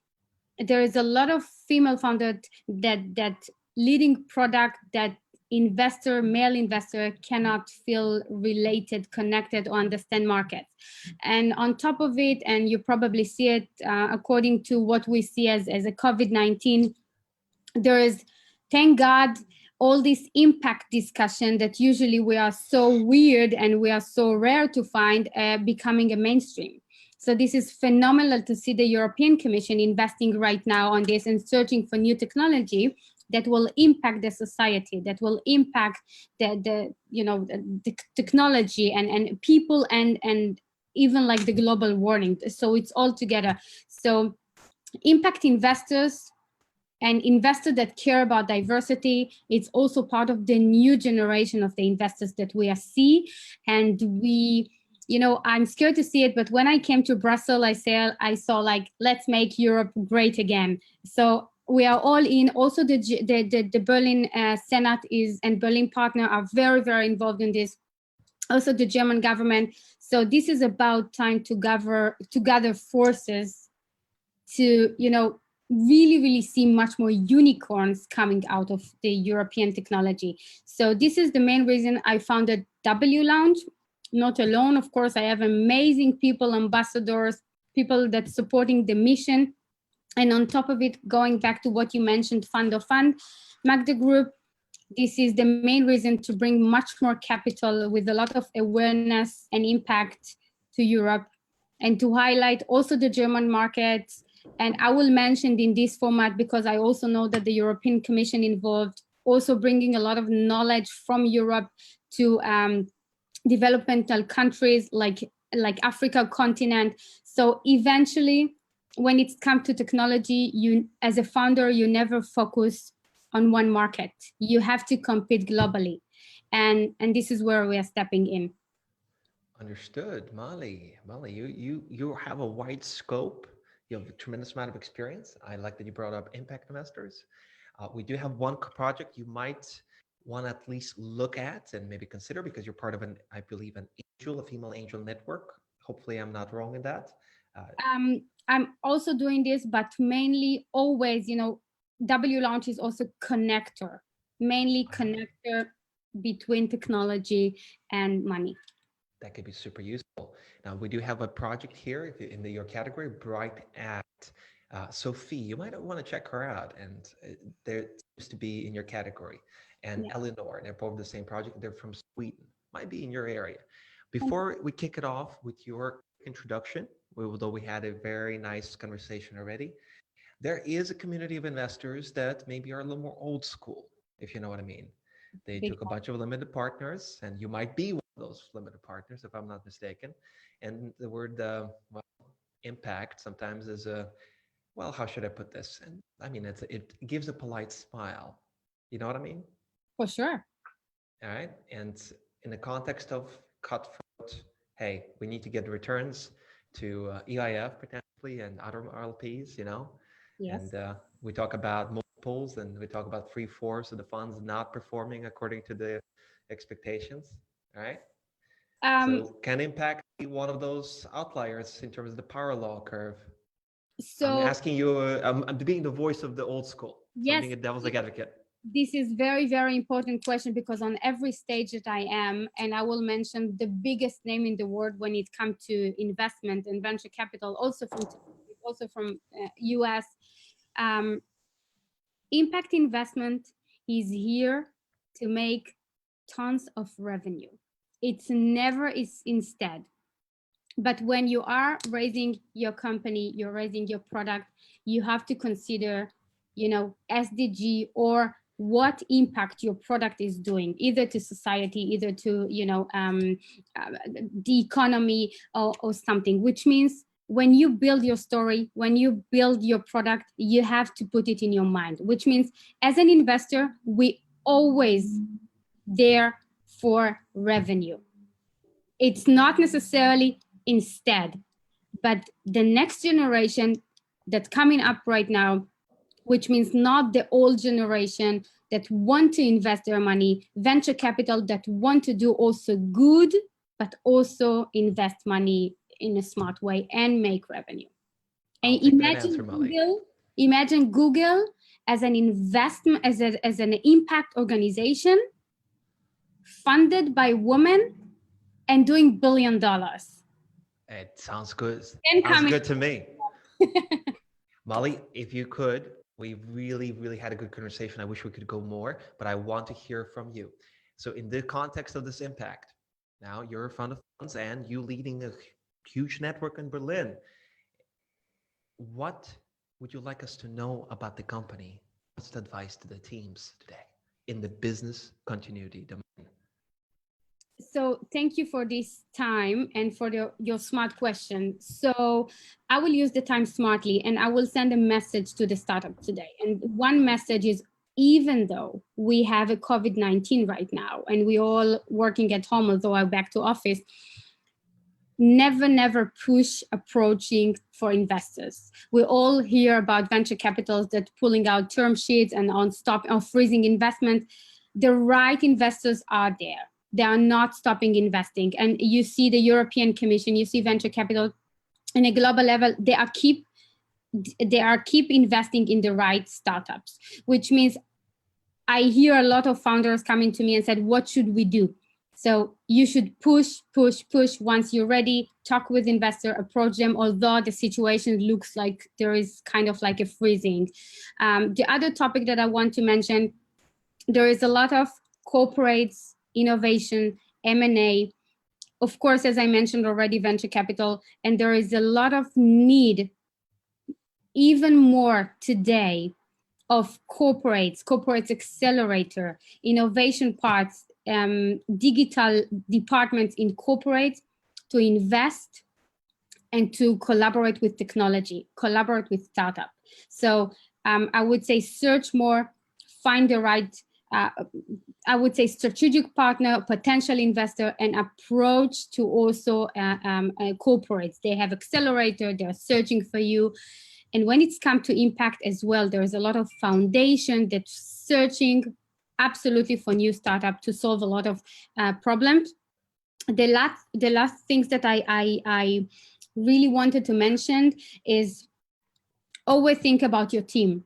The team has to be diverse, not because you're doing favor to the girls or the women around you, because they will bring another, value for the product, another way of thinking, another approach to market that you probably didn't see before. So diversity, and not only gender diversity, is something that's very important also for investors and also for the success of the product. The last thing that I was asked to mention, there is also a platform that I'm part of it. It's called FinderVest. It's coming from Berlin, but it's a global platform that it's actually, imagine Tinder between startup and investors. So when you have a match, and it doesn't matter if you are in Berlin, if you're in England, in UK, if you are in Netherlands, whatever, you can approach a global investor, because we all know that smart money is a global money. You don't care where they are located. And in FinderVest, they have a special layer for women. So which means when there is a match, you can ask for a favor, you can ask questions, you can ask for mentorship. So there is a many layer of discussion and matchmaking through the FinderVest. And I'm highly recommended that this is free to sign up. And we saw already great success stories coming up from investors and from startups. Molly, I shared both your LinkedIn profile and the particular LinkedIn company page of FinderVest below. Now we have an additional post by Eva who is updating it too. So people know how to get in touch with you, people know your name, and people know the name of that particular network. I like the high concept pitch, you know, so Tinder for matchmaking. I like that. I saw what you did there. It's very good. I love it. Molly, you've been a pleasure to talk to. We turned this into a bit of a fireside chat. I love it. So I love that very much. And I'm happy that Jelena brought you in. I know you guys are well connected. So I'm also brought in my friends from a different VC firm. I'm happy that the relationships we have are bearing fruit. Molly, thank you. Thank you very much. Thank you so much. Thank you also to Elena. Have a good day and good luck, everyone. Now, having said this, our next, our next speaker, now Gregorio, or Gregor, right? He has a PhD, right, in conservation biology, cares about impact on the environmental standpoint to this very day, if I understood this correctly. Now, he himself run a research project, I believe, in Spain, that crowdfunded. So keep in mind, that's a rare thing, isn't it? Crowdfunded research projects. Usually people who do that research, they like to do their labs in their ivory towers. So you guys went out there, you fundraised. And in fact, speaking of fundraising, I believe you're fundraising right now and you have quite a few commitments already. So you're closing around. So that sounds very promising. And based on what I saw from your data, there's something to look at. And hint, hint, nudge, nudge to the investors in the room. You potentially want to talk to Cyclogreen. Now, Cyclogreen, though, are you ready to pitch your slides, or I need to buy enough time for you to do that? Yes, perfect. Thank you so much. No big. One thing I'm going to do is that I'm going to set up my timer. And so you have around 3 minutes, Gregorio, 3 minutes. Then we're going to do the Q&A. If you haven't attended the previous sessions, right? I'm giving you basically the summary. So you'll have a 3-minute pitch and I will do a hard stop. Great. Right? I will be a little liberal occasionally if I see that you almost complete a sentence, but I will stop you. And no problem. The investors in the room, I asked them whether they want me to be a little harsher with you. One of them said a little bit, you could be a little bit more. So if there's going to be a gap, I'm going to switch on my other hat, if you know what I mean. Okay. So be ready for traction questions. Let's do it, Gregorio. Your show. Perfect. Thank you so much. I'm Gregorio, CEO of Cyclogreen. We promote sustainable and safe mobility to solve 3 main problems. About crowds in public transport to ensure this social distance, reduce air pollution because it has been found that increases mortality of COVID by 15%, and help small local businesses to overcome this crisis. How are we going to solve these problems? With our solution, an online platform that allows city council and companies to reward citizens for teleworking, cycling, or walking to work, maintaining social distance without increasing CO2 pollution, CO2 and air pollution. And how does it work?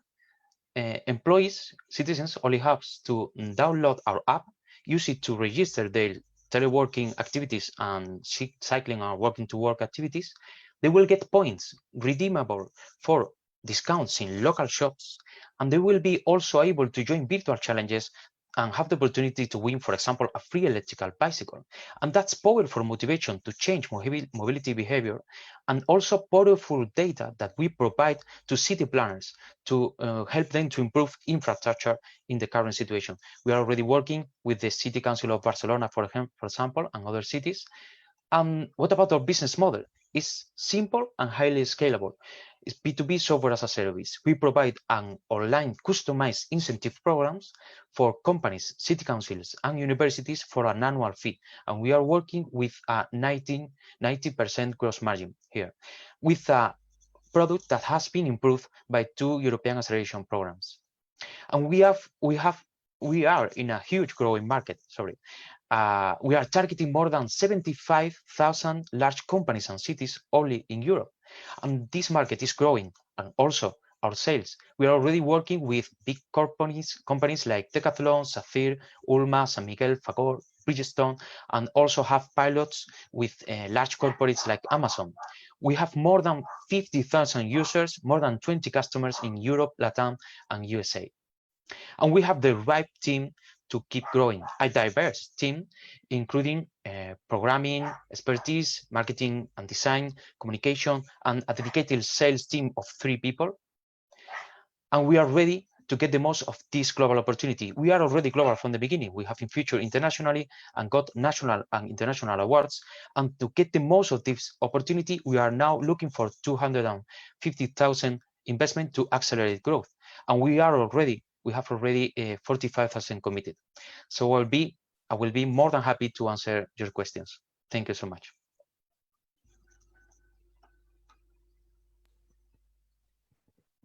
Righty. Now, dear investors in the chat, I'm talking to you. This fine gentleman is closing his round. This is your chance. Of course, you get to ask him in private, but I suggest to ask him now. If you don't, I will go after Gregorio. Gregorio is aware that I can be quite a direct man, and he's a good sport about it. Now, Gregorio, are you a researcher at heart? Yes, sure. Understood. Yet you're the CEO of Cyclogreen. Would that be a fair assessment? Well, when I finished my PhD, I was a little bit tired of not having enough impact. Because I have published 5 international research papers about conservation biology, about the effect of climate change in habitats. And I recycled into entrepreneur because I really wanted to have a global impact. And that was the way. And I also really wanted to create a project and make it grow to have that impact, and a project that with a huge impact and a huge business behind, as it has to be. For sure. And how was the transition between being an academic to an executive? Has it treated you well? Well, I learned a lot on the way, and it was like almost 2 years of learning. In several, I were lucky because the government helped a lot with programs to learn how to become an entrepreneur. And there we already had our first investment round successful. So we have been learning quickly, and now we are expanding internationally, hopefully quicker even. I like the answer, man. Thank you so much. You answered well. Speaking of questions and answers, we have another one in the Q&A section. In fact, Seam is now taking over Antonio as the power user of our Q&A feature. So let's look at Seam's questions. Seam's asking, you mentioned a number of users, right? Gregorio, you mentioned some users, right? Mm-hmm. Who's a user? And what's your distribution plan? So in this context, what he means by distribution plan is what kind of tests are you running to scale this to millions? So I will rephrase this here a little bit. So he's talking about who's your user, how are you going to scale? And hopefully Seam is going to agree with that paraphrase. So Great. Who's your user? Let's start from that. Okay, our users are, I'm talking there about the end user of the app. So when we arrive to a big company, and that's a way we make the user number increase, we engage the maximum percent of the company as end users, and we promote sustainable mobility and teleworking inside the company, and get data that we provide to the company so they can provide useful information about CO2 emission reduction. About how to scale, we have international partners currently in Germany, by the way, in Berlin, also in Portugal, also in the United States, working with the C40 Cities organization to expand with cities. We already made a first global project involving New Orleans, London, Bogota, and Barcelona. And that's the way we're going to scale, using partners and distributors, and not investing a lot in marketing campaigns. That's the difference. That's a bit lengthy answer and means that we're a little over time. So I'm gonna chop. Now there's one more question at the Q&A that Gregorio, I suggest you answer directly using the Q&A Zoom feature. This also comes from Scene, has to do with corporation models. Gregorio, thank you very much. There will be a link available for the breakout session to network with Gregorio, but I suggest you start answering the question in the Q&A live. Greg, thank you very much. Thank you very much. Now, our next speaker is, I believe, French, if I'm not mistaken, and he spent a great chunk of time of his career in R&D, and his company has to do with data centers, right? Big data, all the fancy stuff. Now, DC Brain is a little more mature, right? It's one of the more mature companies we have, and they've been around for a little bit, and they've also generated revenue, if I'm not mistaken. So there will be some more higher expectations in terms of how fast you're growing or no, right? So if the questions don't come that way, I will ask them. So I'm giving you a fair heads up. You ready? If your slides are ready, I will mute my microphone and I'll set up our lovely timer for 3 minutes. It's your show. All right, do you see my screen? Yes. So hello, I'm Arnaud de Moissac. I'm the CEO. You are quiet. You're very, very quiet. Better now? Absolutely better. Let's do it. Thanks. So I'm Arnaud de Moissac. I'm the CEO of DC Brain, and our project deals with areas save lives. So basically, as you said, DC Brain is not an old startup, but we are 5 years old, and we already generate revenue. Basically, we are a SaaS company specialized in real-time complex network organization and optimization, like supply chain network or energy networks. And we developed a SaaS solution we called INES, for Intelligent Network Solution. We already operate in Europe, and our customers have to manage daily networks composed of thousands of trucks, of thousands of buildings, energy flow, and so on. And the interesting fact is there are since several years a kind of shift in their business landscape that make their networks more and more complex to operate. Think about, for instance, the growing of renewable energy, and that business shift cost them millions and millions and stuck their growth. And of course, the existing solutions available on the market are quite old and are not able to handle that complexity. And we are able to do that because we develop what we call an hybrid AI approach. We already have tier 1 company as customers. And for instance, one of our customers, Steph, it's a huge French carrier, can save 20 million per year in transportation costs, thanks to us.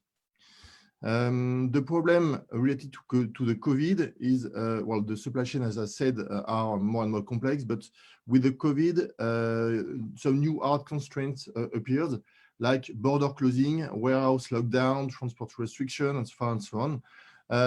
And as you know, supply chain are the backbone of modern society. You can't imagine to heal people or to recover industry without supply chain, without fixing supply chain.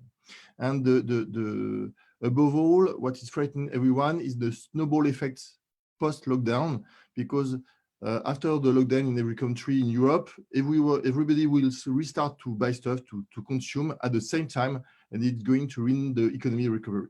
And that's why we decided to adapt our tool to face this issue. So this is our standard interface. We learn very high quality digital twin based on customer data, and then our customers can use that powerful interface with no code approach to play with the digital twin, to check scenarios, check impacts, and get optimization. And that's what we developed during the hackathon. We adapt our tool with all the brand new constraints like border closing, etc. And we show that the impact of border closing to mask delivery can be reduced by reconfiguring the network, the European supply chain network. At the end, we as you said, we already seek funding. So for midterm growth, but no. Yes. Enough. All right. Hard stop. I tried to give you a little bit of time. I understand your mature project, but we got to be respectful and move on. Sure, you're as right. much as I can. Thank you very much. Merci beaucoup. As I miss France dearly. Now, everybody else in the chat and the Q&A feature, please formulate questions, and I'll give you some time of asking or no about distraction. Now, please be ready to ask questions in the chat or using the Q&A Zoom. Now, or no, what is your current, so let's start, who is paying you, right? Governments or businesses? Businesses. Well, we of course we have some subsidies, but the biggest part, the huge part of our revenue is from businesses. Understood. And can you tell me a little bit more about the size of those businesses and the lifetime value of those businesses? And then we go for the cost of acquisition. Help me out. Well, unit economics. Yeah, sure. So business model is a SaaS business model. So it's based on licenses and annual recurring revenue. And depending of the kind of customer we address, it can be between 30K per year to 1 million per year. All right, 30K to $1 million, that's quite a range, isn't it? Yes, but for instance, when one of your customer own 100 of sites in France, for instance, imagine you have to multiply 30 times 100, so more or less the same than one huge deal, 1 million huge deal. I see. Now, so the lifetime value here is, so you have several cohorts, most likely. You have several personas, so it's fairly diverse. Exactly. So, I mean, it sounds like you have a lot of personas. So have you found that right product market fit? I mean, you've been around for a while, you're getting revenue, but it sounds like you're experimenting. So I'm a little confused or not. Help me out. You're right. Well, we first start with really operational people, because that's, well, for me, that's the most important part of the job, is to help operational people to face that complexity. And then we grow around those operational people, because when they have our tool in hand, it can be used with by financial guys, by management, by top management, by external stakeholders, and so on and so on. But basically, we start with really operational, everyday people. I see, man. You touched upon it. I did listen to you. I didn't quite get the answer immediately. So what I'm trying to figure out is, so the key persona you're focused on, that has the highest lifetime value in the context of a business. Why would that be once more? Very quickly. Well, it's the person who every morning have to take decision on which truck I need to choose, and how I am going to fill it, and to which the direction, and so it's really someone who work every day, every second on the operational part of the network. That's my first persona. Thank you very much. I will take that for now. I've done an attempt. One more question from the Q&A. I know you've been a good sport with me. I was a little more direct with you, a little bit. So the question here is about the funding round and the dreaded valuation question, if you know what I mean. So what is the goal from the funding round? So the amount and your current valuation. Keep in mind, it's always a tricky question, as you know. Yeah. Okay, you want the answer live, or I answer on the chat? If you want to answer this in the chat, Seam is asking this during Q&A. Okay, so I'm going to answer Slim directly. Understood, guys. Merci beaucoup. Nice. Now, our next speaker, one moment, is Renata. Now, Renata leads a company called Green Bytes. Now, she's getting ready. Now, Renata and I have met in different webinar contexts, and she's part of an accelerator that I have been mentoring and working with and training people for since 2012. startup wise guys. So here, think of it as a little disclaimer. Now, Renata, you're a bit of a techie. You're a bit little techie, bit. a little bit, right? You're quite a fluent techie, though, so you're able to speak about not just, let's say, how to optimize and model wind turbines and do stress tests in a virtual environment. You could also tell me about the business and where it could go if I got this right. I like So to that's what learn. I'm hoping today. All right, so I'll set up my little timer. You will have around 3 minutes. We are a little behind schedule. I'll do my best to catch up during the Q&A. Your show. Sounds good. Let's do it. Let's do it, Renata. Hello, I'm Renata, the CEO and co-founder of Greenbytes. So in Europe, we throw away 240,000 tons of food every day. Food waste is a major contributor to climate change. If food waste were a country, it would be the third largest polluter in the world. Throwing edible food away costs Europe millions of euros every day. With restaurants struggling to survive the pandemic, wasting resources is not an option. Which is why we have engineered a cloud-based solution for restaurants to save money and reduce waste. We tell restaurants how much food they should be ordering. To do this, we break down restaurant menus and use machine learning to predict future sales based on past sales. Which is, after working in the food service industry for a combined 10 years, the Greenbytes team has identified that over-ordering is a huge part of the food waste problem. Our team has backgrounds in science, engineering, and masters in sustainability.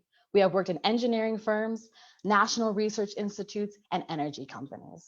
Our professional and scholastic backgrounds have strengthened our skills in machine learning, forecasting, and problem solving, making us the team to do this. So far, we have developed an MVP that predicts future sales with an accuracy of 86%, designed a user interface, and interviewed over 30 restaurant owners and managers throughout Europe to confirm product market fit.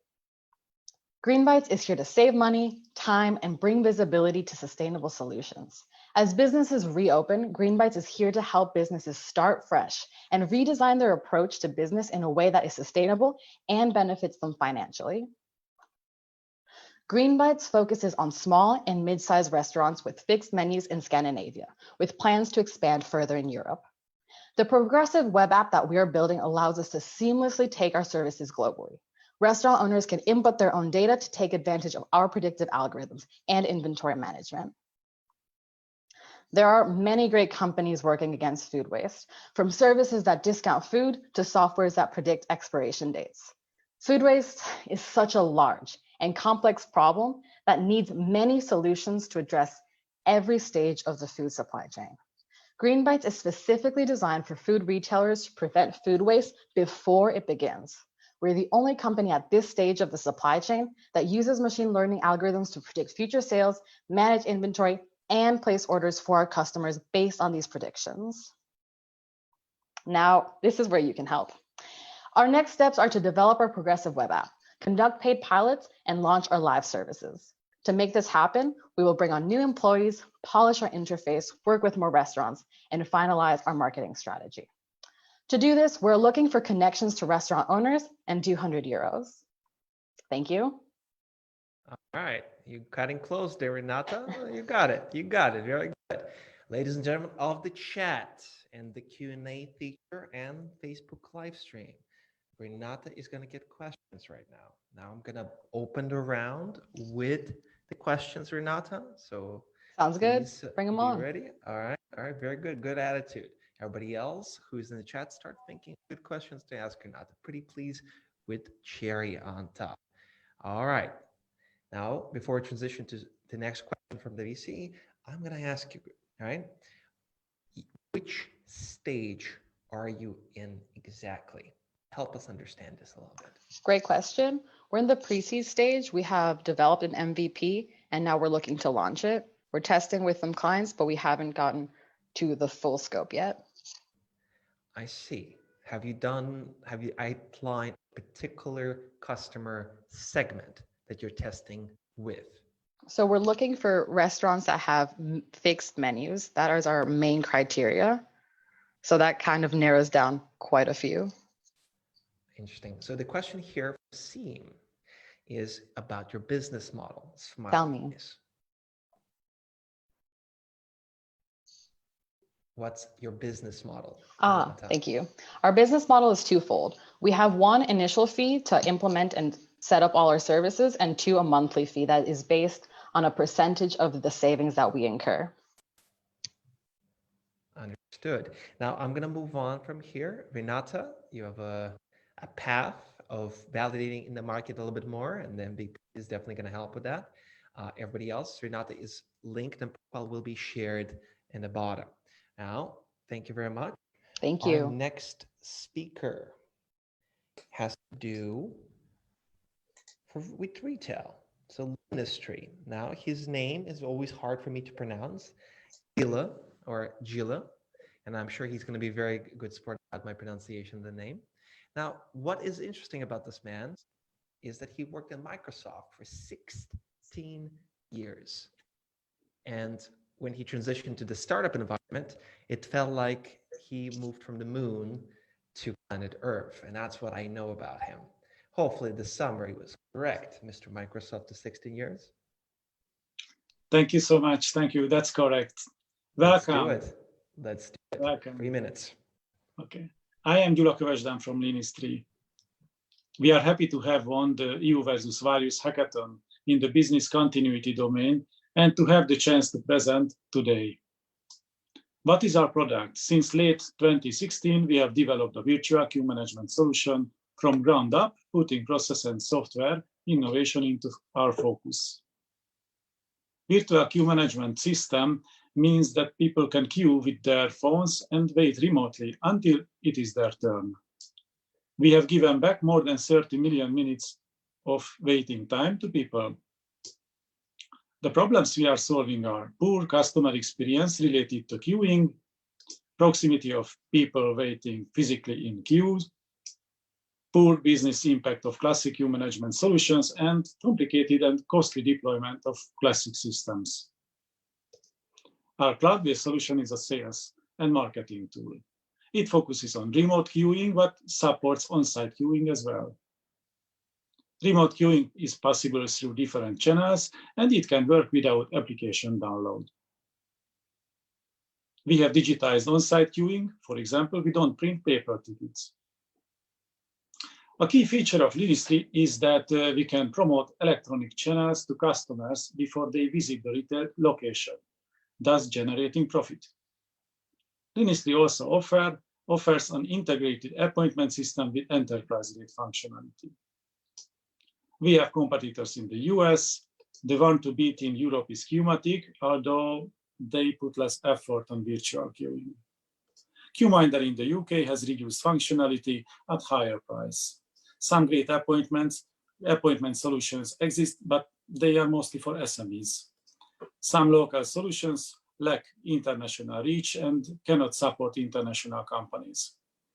Our target markets Europe and Asia, retail chains, retail SMEs, especially during the pandemic, retail banks and insurance companies. We already have customers in Germany, Malaysia, Estonia, Hungary, and there are many more in the queue. We have interesting ongoing pilots in many countries. Our business model, revenue is coming from monthly recurring subscription fee. Last year we had 150K. This year we are going to double. Estimated revenue at 2024 is 3 million. We sell to enterprise customers via local partners, and we plan to sell SMEs directly from the web. We have received a total of 500K euro from angel investors, and Ministry was evaluated by the investors at 1,076 million euro, even if we haven't reached the break-even yet. I am eager to hear your questions. Thank you. Thank you very much. You were on 5 seconds over, and I was too nice to you, but you completed. Now let's do it.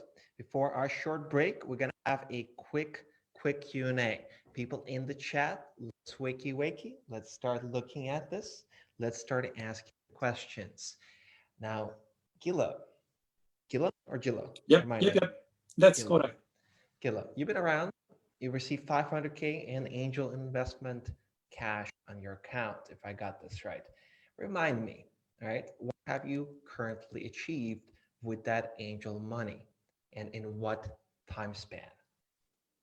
Okay, so we are going to reach the 3 million in 3 years. So that's a bold goal, I think. We would like to go to different markets in different countries. We started to grow the partner network, and we spending the money on the marketing and the sales machine. It was a traction question in a sense, and you're talking about future goals. And so the question, so you partially answered it, and partially it seemed that I didn't get it. Maybe I'm a slow man today, but Gil, just to be clear, so as soon as you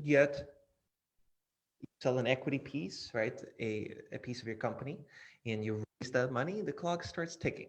So what I'm trying to understand is how fast are you guys moving, and what's the momentum that you guys are building?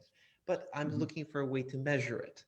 So you got 500K. When was this? Remind me. Okay, so we got this 500K at the end of 2018, and small part of that we got it this year, and we grow 60% in 1 year from last year to this year, and after that almost 200%. So we have very bold goals. So every year we almost double the business. All right, I will take that answer. That's definitely sounds promising. What I'd love to do is, of course, investors to reach out to you in the breakout session. So that will be a little link. If you want to talk to Gila, one of the domain winners, there's going to be a link, right? And his LinkedIn contact. I'm sure you guys are going to figure it out. Gila, thank you very much. Glad to see one of our domain winners, if I'm not mistaken, pitch as part of the selection. It was a hard pick today. Now we're transitioning to a quick break and maybe even an investor speech, depending on what we see. But having said this, we'll be coming back in any case in 5 minutes, ladies and gentlemen, in 5 minutes. The next speaker is going to be Alan Maggie, but we have a little break or an investor speaker, I believe, for Falco, right? Falco will be using slides with us today. I'm here. I will do that without slides. I'm greeting you from the countryside. Can you hear me all right? Good. I can definitely hear you. Could be a little louder, just a little bit, just a smudge. I'm Gleb. I'm your MC today. I'm a pitch coach for a living, and somehow I ended up leading a really experienced group of people organizing the demo day. So very happy to have you as a speaker. Now, everybody else, PwC, if I'm not mistaken, or Ernst & Young, pardon me, Ernst & Young, PwC is too active.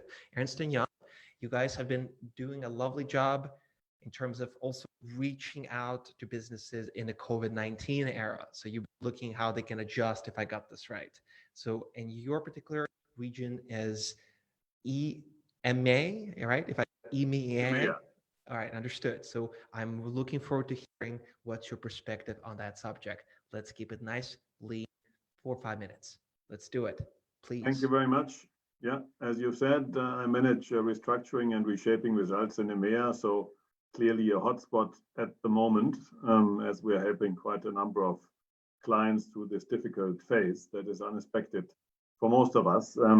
Business continuity is the sector that I dealt with most during the hackathon, and clearly a topic that is very hot for a lot of clients at the moment, as they have solved a lot of issues around the now, I would say, financial stability, state aid, protecting employees, protecting customers. As this has got solved, they are now moving into a minimum viable operational basis. Yeah? And business continuity is really very important. Therefore, it was interesting to see what has been developed in that field. And the business continuity, as it has been interpreted during the hackathon, consists of various topics. There is the teamwork topic, which I consider as very important. I mean, working virtual, that has worked pretty well, but teaming up virtually is really a challenge. Resilient business models, of course, resilience was on the agenda already and is now clearly on the agenda with an exclamation mark. Value chains and logistics, a lot of companies will be overhauling their supply chain in the coming years, a big topic. Protecting employees, as I've already touched upon, another very important aspect. Also shifting towards repurposing businesses, because we have to assume that there will be behavioral changes with consumers and investors, employees. There will also be regulatory changes. So repurposing, reimagining the business will clearly be on the agenda, and also staying close to customers. I mean, e-commerce is not a new thing, but this is clearly a step change in digital customer access and digital relationships to customers. So clearly my recommendation for the round is to think big, yeah, to not only think about short-term profit, but to rather think about long-term value, yeah, in all its facets. Yeah, think about the financial aspect, think about the human aspect, the societal aspect, and think about the consumer aspect. All of those elements are important.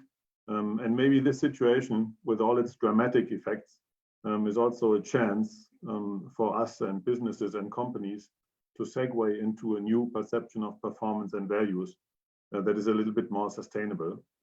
This discussion was already in the air. Yeah, it's not new, but COVID is a catalyst event in that respect, and clearly provides a lot of those topics with additional exclamation marks. So really pleased to see what has been achieved and excited to see what has been achieved, and wish you all the best for the next steps.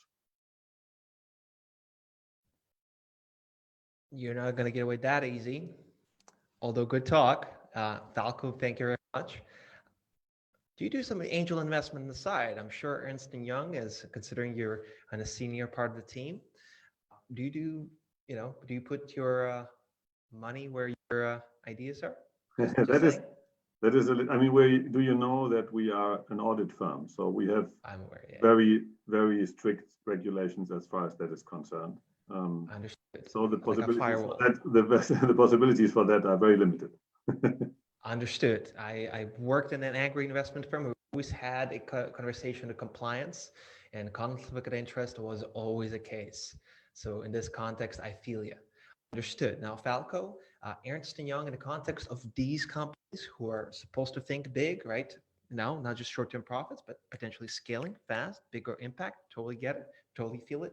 In this context, how do you feel Ernst & Young could help with their network? Because you guys have a massive network. You're one of the big four, if I'm not mistaken, the big five, depending how you look at it. I think in two ways. At the moment, I think it's important to lead thoughts.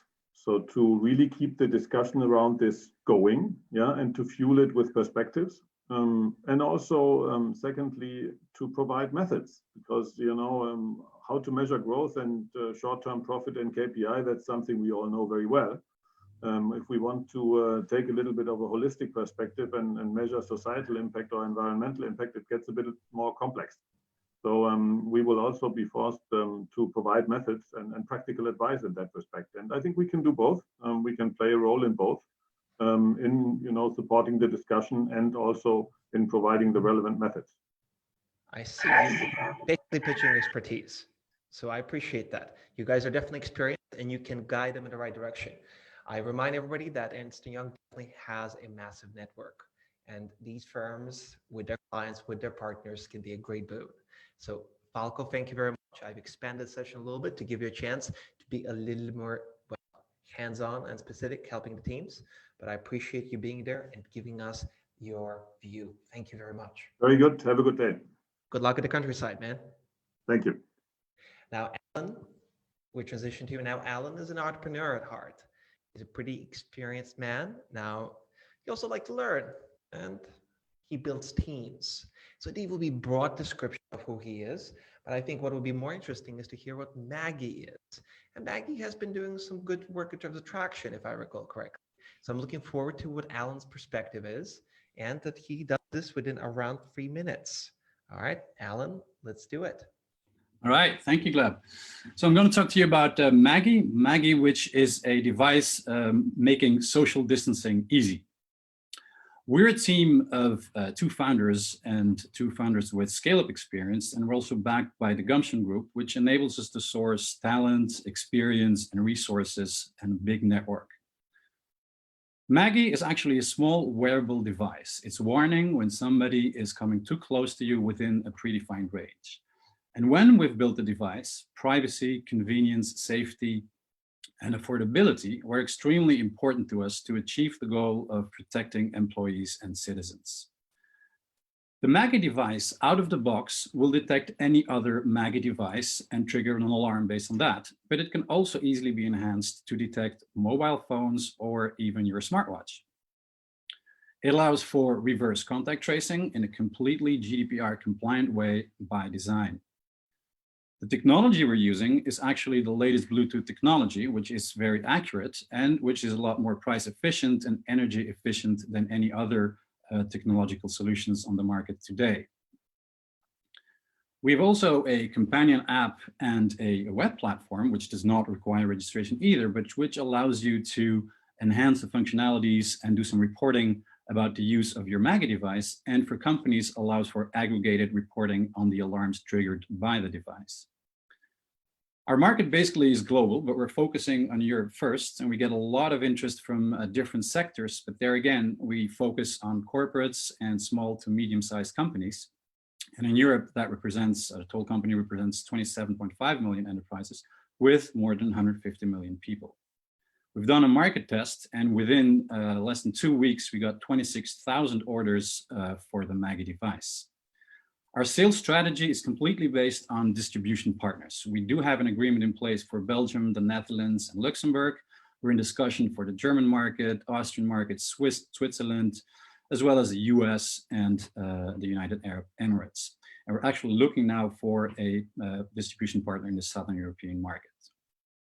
We started this on April 17th. By May 12th, we had secured 200K funding. And now we have a completely production plan in place, allowing us to deliver 410,000 devices, generating 17 million of revenue at a cost of 10.5 million, and therefore generating 7 million EBITDA. To do that, however, we do have financial needs of 800,000 euros. And so the Maggie device itself costs 40 euros, and it's got a gross margin of 40%. What we're looking at, as I said, is a convertible or non-convertible loan for 800K, which is completely used as working capital to finance our production. The loan duration would be 1 year, and we're looking at an interest rate around 10%, or in case of a convertible loan, a 20% discount on eventual next round. So that's it. Open to all of your questions. Back to you, Gleb. Alan, thank you very much. More than now, welcome. Convertible debt, if I got this right, is one of you, basically that's your ask. So you're essentially looking for a loan, but in this context, you're still considering an equity conversion. So interesting. How much faster would that make you in terms of your growth trajectory? I'm trying to understand. So you're going to use that loan for growth once again? Pardon me, remind us. Exactly. The loan is entirely used to finance our production. It's just that we need to pre-finance the production. So we have about a gap 1 month in cash. That's exactly the reason why we need this kind of money. So it's a bridge loan once again? Yeah, exactly. Yeah, it's a bridge loan. You're seeking a bridge loan. It's really financing working capital. Understood. Now, why can't you go to the traditional banks? Pardon my silly question here. No, it's not a silly question at all. We're doing that and just covering all bases. But we're doing that. As you've seen, we've started this April 12th. So we got to go really fast. And that's why we're covering all bases. And we are talking with banks. So eventually we could have part by the bank, part by a VC or an investor. How's the next stage of that though going? As in, yes, you'll get the loan, you'll fill that particular bridge round, whatever, right? And will there be opportunities for your potential, venture partners to have another round with you, or you're good to go with that particular loan and that's it? With that particular moment, we're good to go for now. But in the next stage, it could be interesting if we want to scale up further. Understood. Now we have a question from one of the audience members, Martin Kibisu, and I apologize if I butchered that name. He has a slightly longer question, Alan, and I'm gonna split it for you. To curb costs of production, it's a bit of a leading question. Wouldn't it be better to design an application that uses already existing gadgets? So that's the first part of the question. Do I need to repeat it, Alan, or you're already good to go? No, I'm good to go. Let's do it. Let's do it. Yeah, so I have a digital background. So at first we wanted to look at that and see if we could solve the problem using an app. But we didn't do that because using a mobile phone does have a lot of inconveniences. One of them being that not everybody has a smartphone with Bluetooth on. You get immediately privacy issues. So we specifically wanted to use a custom built design specifically for this purpose. I see. So there is a particular pain you're solving that requires you to build a custom solution, if I got this right. Exactly, exactly. Understood. So this new gadget that you're introducing, which is not a part of the question, is absolutely necessary. So you cannot build on an existing tech. No, it's absolutely necessary. It's built up from the ground up to do specifically the social distancing. So it will measure the distance between devices or between Bluetooth devices, and it's been built specifically for that. Alan, I thank you very much. Your links will be shared in the chat below, including your breakout session and your LinkedIn. So people reach out LinkedIn directly. That's cool with us too. This is very much about matchmaking. And if you want to do the gold old-fashioned way for LinkedIn, be our guest. But the breakout session is, think of it as like a quick Zoom call with your own coffee. Alan, thanks, man. Thanks you for pitching. No biggie. Now, our next speaker is somebody I know a little bit from having conversations and calls with him. Now, Anupam originally is from India, but he became a US citizen. Now, Anupam is also an MIT grad and so an alumnus, and he himself worked for some of the bigger names, right? So we're talking about Google, Ericsson has managed $40 million in business. And in this context, he is one of the co-founders of RealValue.ai. And I believe you guys are based in France, if I'm not mistaken. Now, Anupam, you're good to go. I trust you have your slide deck and you're ready to pitch. I'm going to set up my little timer and see your 3-minute pitch. Let's do it. Hey, Gleb, and rest of the organizers at the demo day. Thank you for this opportunity. And the investors, thank you for listening. Myself, Anupam Kundu, the co-founder at RealValue. As Gleb just said, we are headquartered in France. It's a computer intelligence platform. We collect video streams from cameras and apply proprietary vision algorithms to deliver meaningful analytics at the edge or cloud.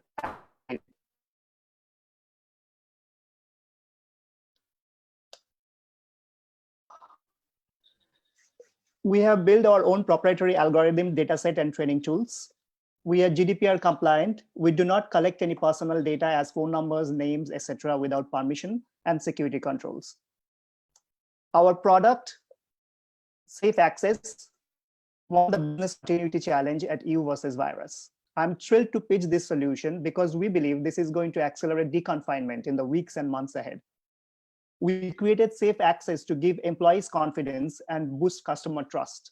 It is hassle-free, privacy-first, secure, and a touchless access control that can be customized to suit the needs of different sectors. An Android-based solution that can be used to determine if visitors on your premises are wearing masks, having a high temperature, have prior appointments, did they sanitize their hands, and more. We have multiple paid customers in Europe, both online and offline, involving crowd counting and emotion mapping. Now we also have traction for Safe Access. In less than a month, we have completed master services agreement with 2 EU-based international kiosk providers and doing a large pilot with a bank in France. Our solution can be installed in various places as the entry of an office and the entry of a retail store or a university lecture hall. To make this happen, highly qualified remote-first global team from US, Spain, France, and India with ample experience at Optimizely, IBM, and Google. Our academic background stretches from MIT, IIT, UC Berkeley, and Toulouse School of Economics. We are focused on providing trust and safety as a service, not just a technology solution. Local EU presence, round-the-clock after-sales service will make our customers feel confident. A very simple business model of one-time installation and then a subscription fee. And we are partnering with kiosk providers and online distributors of kiosks to get the scale that we need. We have great partners without whom we wouldn't have been here. Pole Action Media, Emery, Google, Euroregion Pyrenees, and the French Tech. Now we are looking forward to meeting with serious investors who believe in our team, our solution, and help us grow. Happy to take any questions. Stay safe. A bientôt. Thank you very much. That was spot on 3 minutes. Anupam, thank you for that. Now, while our lovely audience members are getting ready with their sharp questions, sharpening the knives, right? Anupam. Yeah. Now, it seems you guys are you've been around, right? It's the company has existed for a few years already, if I got this right. Not so much. We incorporated as a company only last year. Last year, so around a year France. old. Yeah. And within this, you have received prior funding. Am I correct in this? No, we have raised some public funding, but we have not gone into private funding. So what we introduce ourselves as a pre-seed post-revenue startup. Pre-seed post-revenue. Pre-seed post-revenue. That's an interesting combo, man. Yes. You definitely have an impressive team, and I'd love to hear where this team is going to go in this context. All right. So what I want to understand is you've started generating revenue pretty fast, but you have not raised no seed yet, no private equity. Yes. What's changing now? What triggered you to start fundraising? Great question.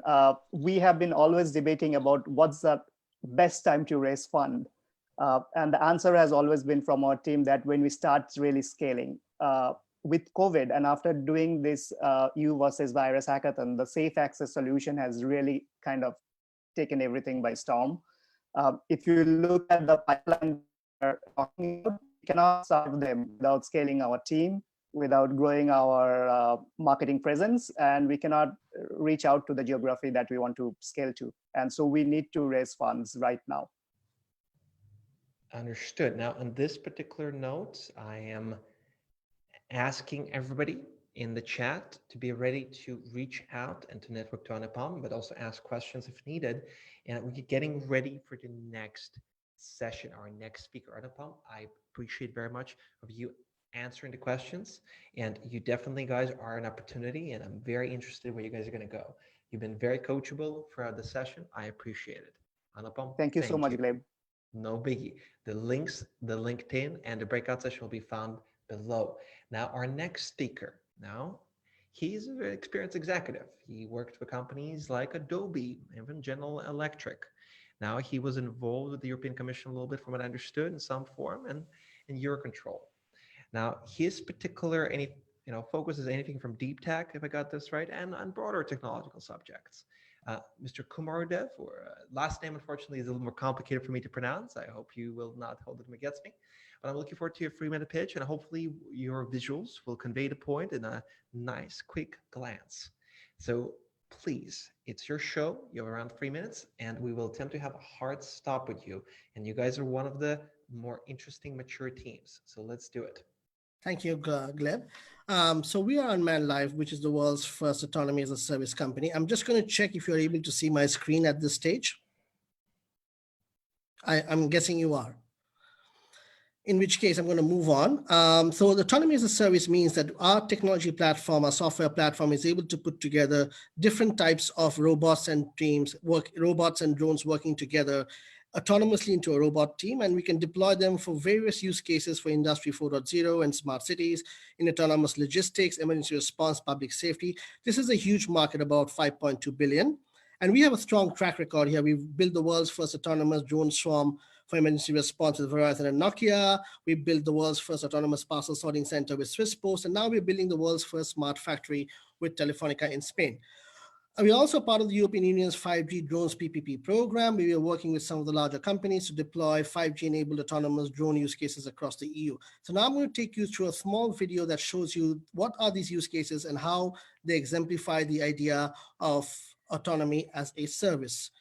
I hope you're able to see my screen again. Just in case, I'm going to stop that, share the screen, and go to the video. And here we go.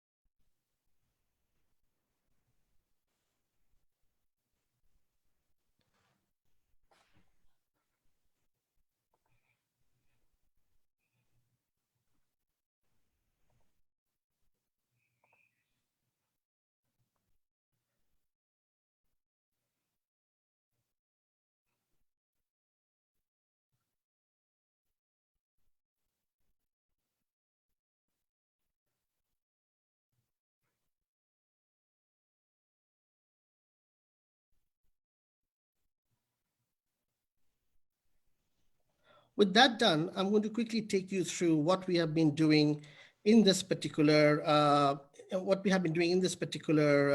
hackathon, which is build an autonomous solution for disinfection and for dealing with the pandemic. So once again, here we go.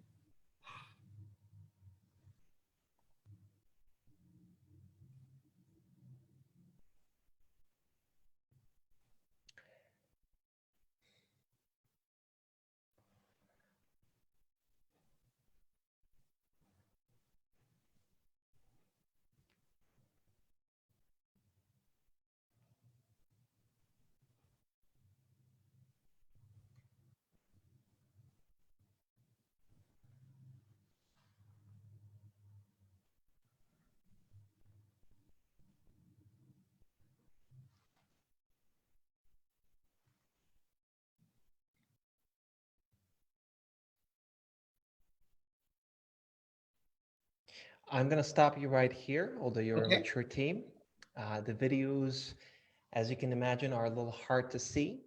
Some of the things we can see that you have to do with drones and that you have software to manage them. In a nutshell, that's what we got so far. And I understand you insisted on videos. We're very interested to talk to you. And the videos definitely were a little less legible. I'm going to put it out there.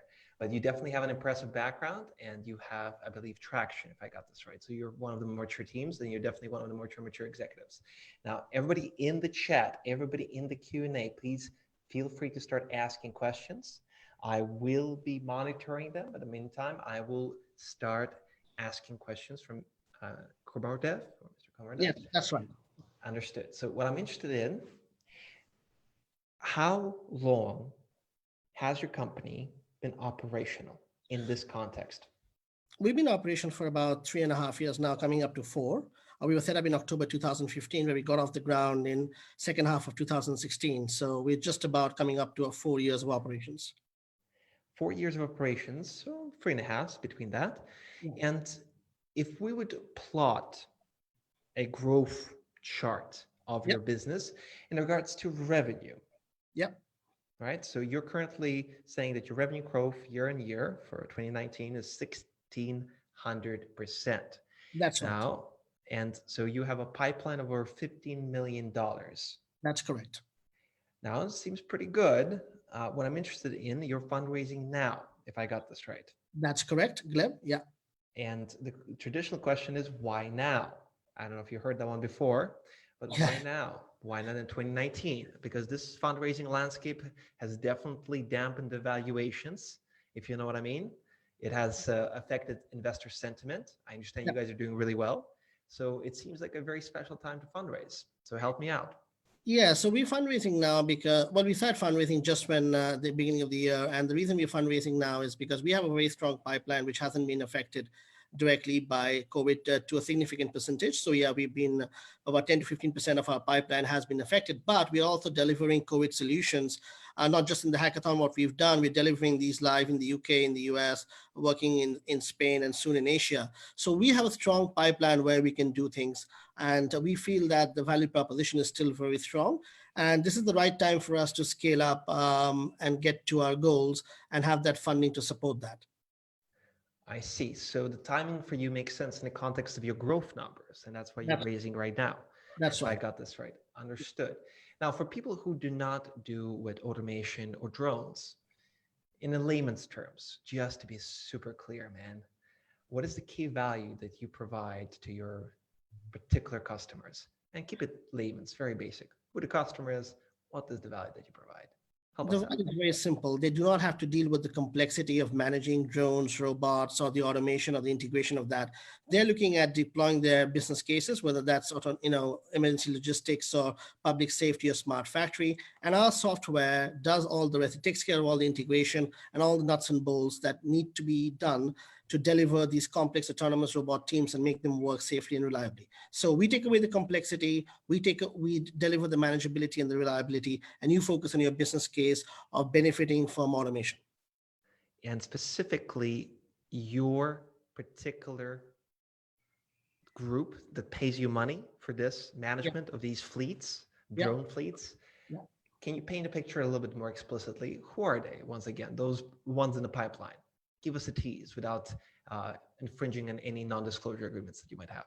Well, there's three groups. There's the telco operators who work with us to deploy 5G-enabled solutions for their customers. So Telefonica is doing that for Volkswagen, deploying an autonomous smart factory for them using our solution. So we sell with these partners. There are companies that are working like UPS and Walmart, logistic companies that are working directly with us to deploy end-to-end autonomous robot teams for their warehouses and for their different logistic needs. Same with some of the other companies that you've got mentioned here. And of course, you've got governments who want to deploy autonomous robot teams for different use cases for smart cities, for public safety. So these are the paying customers, and that's how we have that very strong revenue growth in 2019 and a very strong pipeline in 2020, and it gets even bigger going forward. You definitely look like a very strong case, Mr. Kumerdev, and I thank you for your pitch. And in this context, we are transitioning to our breakout sessions where everybody gets to network, everybody gets to talk and reach out to other folks. Now, there's going to be a link to this autonomous drone, the unmanned life project, and including the LinkedIn link to you, Kumerdev, so people can get in touch with you directly or use the breakout sessions. Now, this ends the business continuity section of the pitches, but at the same time, you have around 20 minutes, a little less than that, but around 20 minutes to network and to meet each other.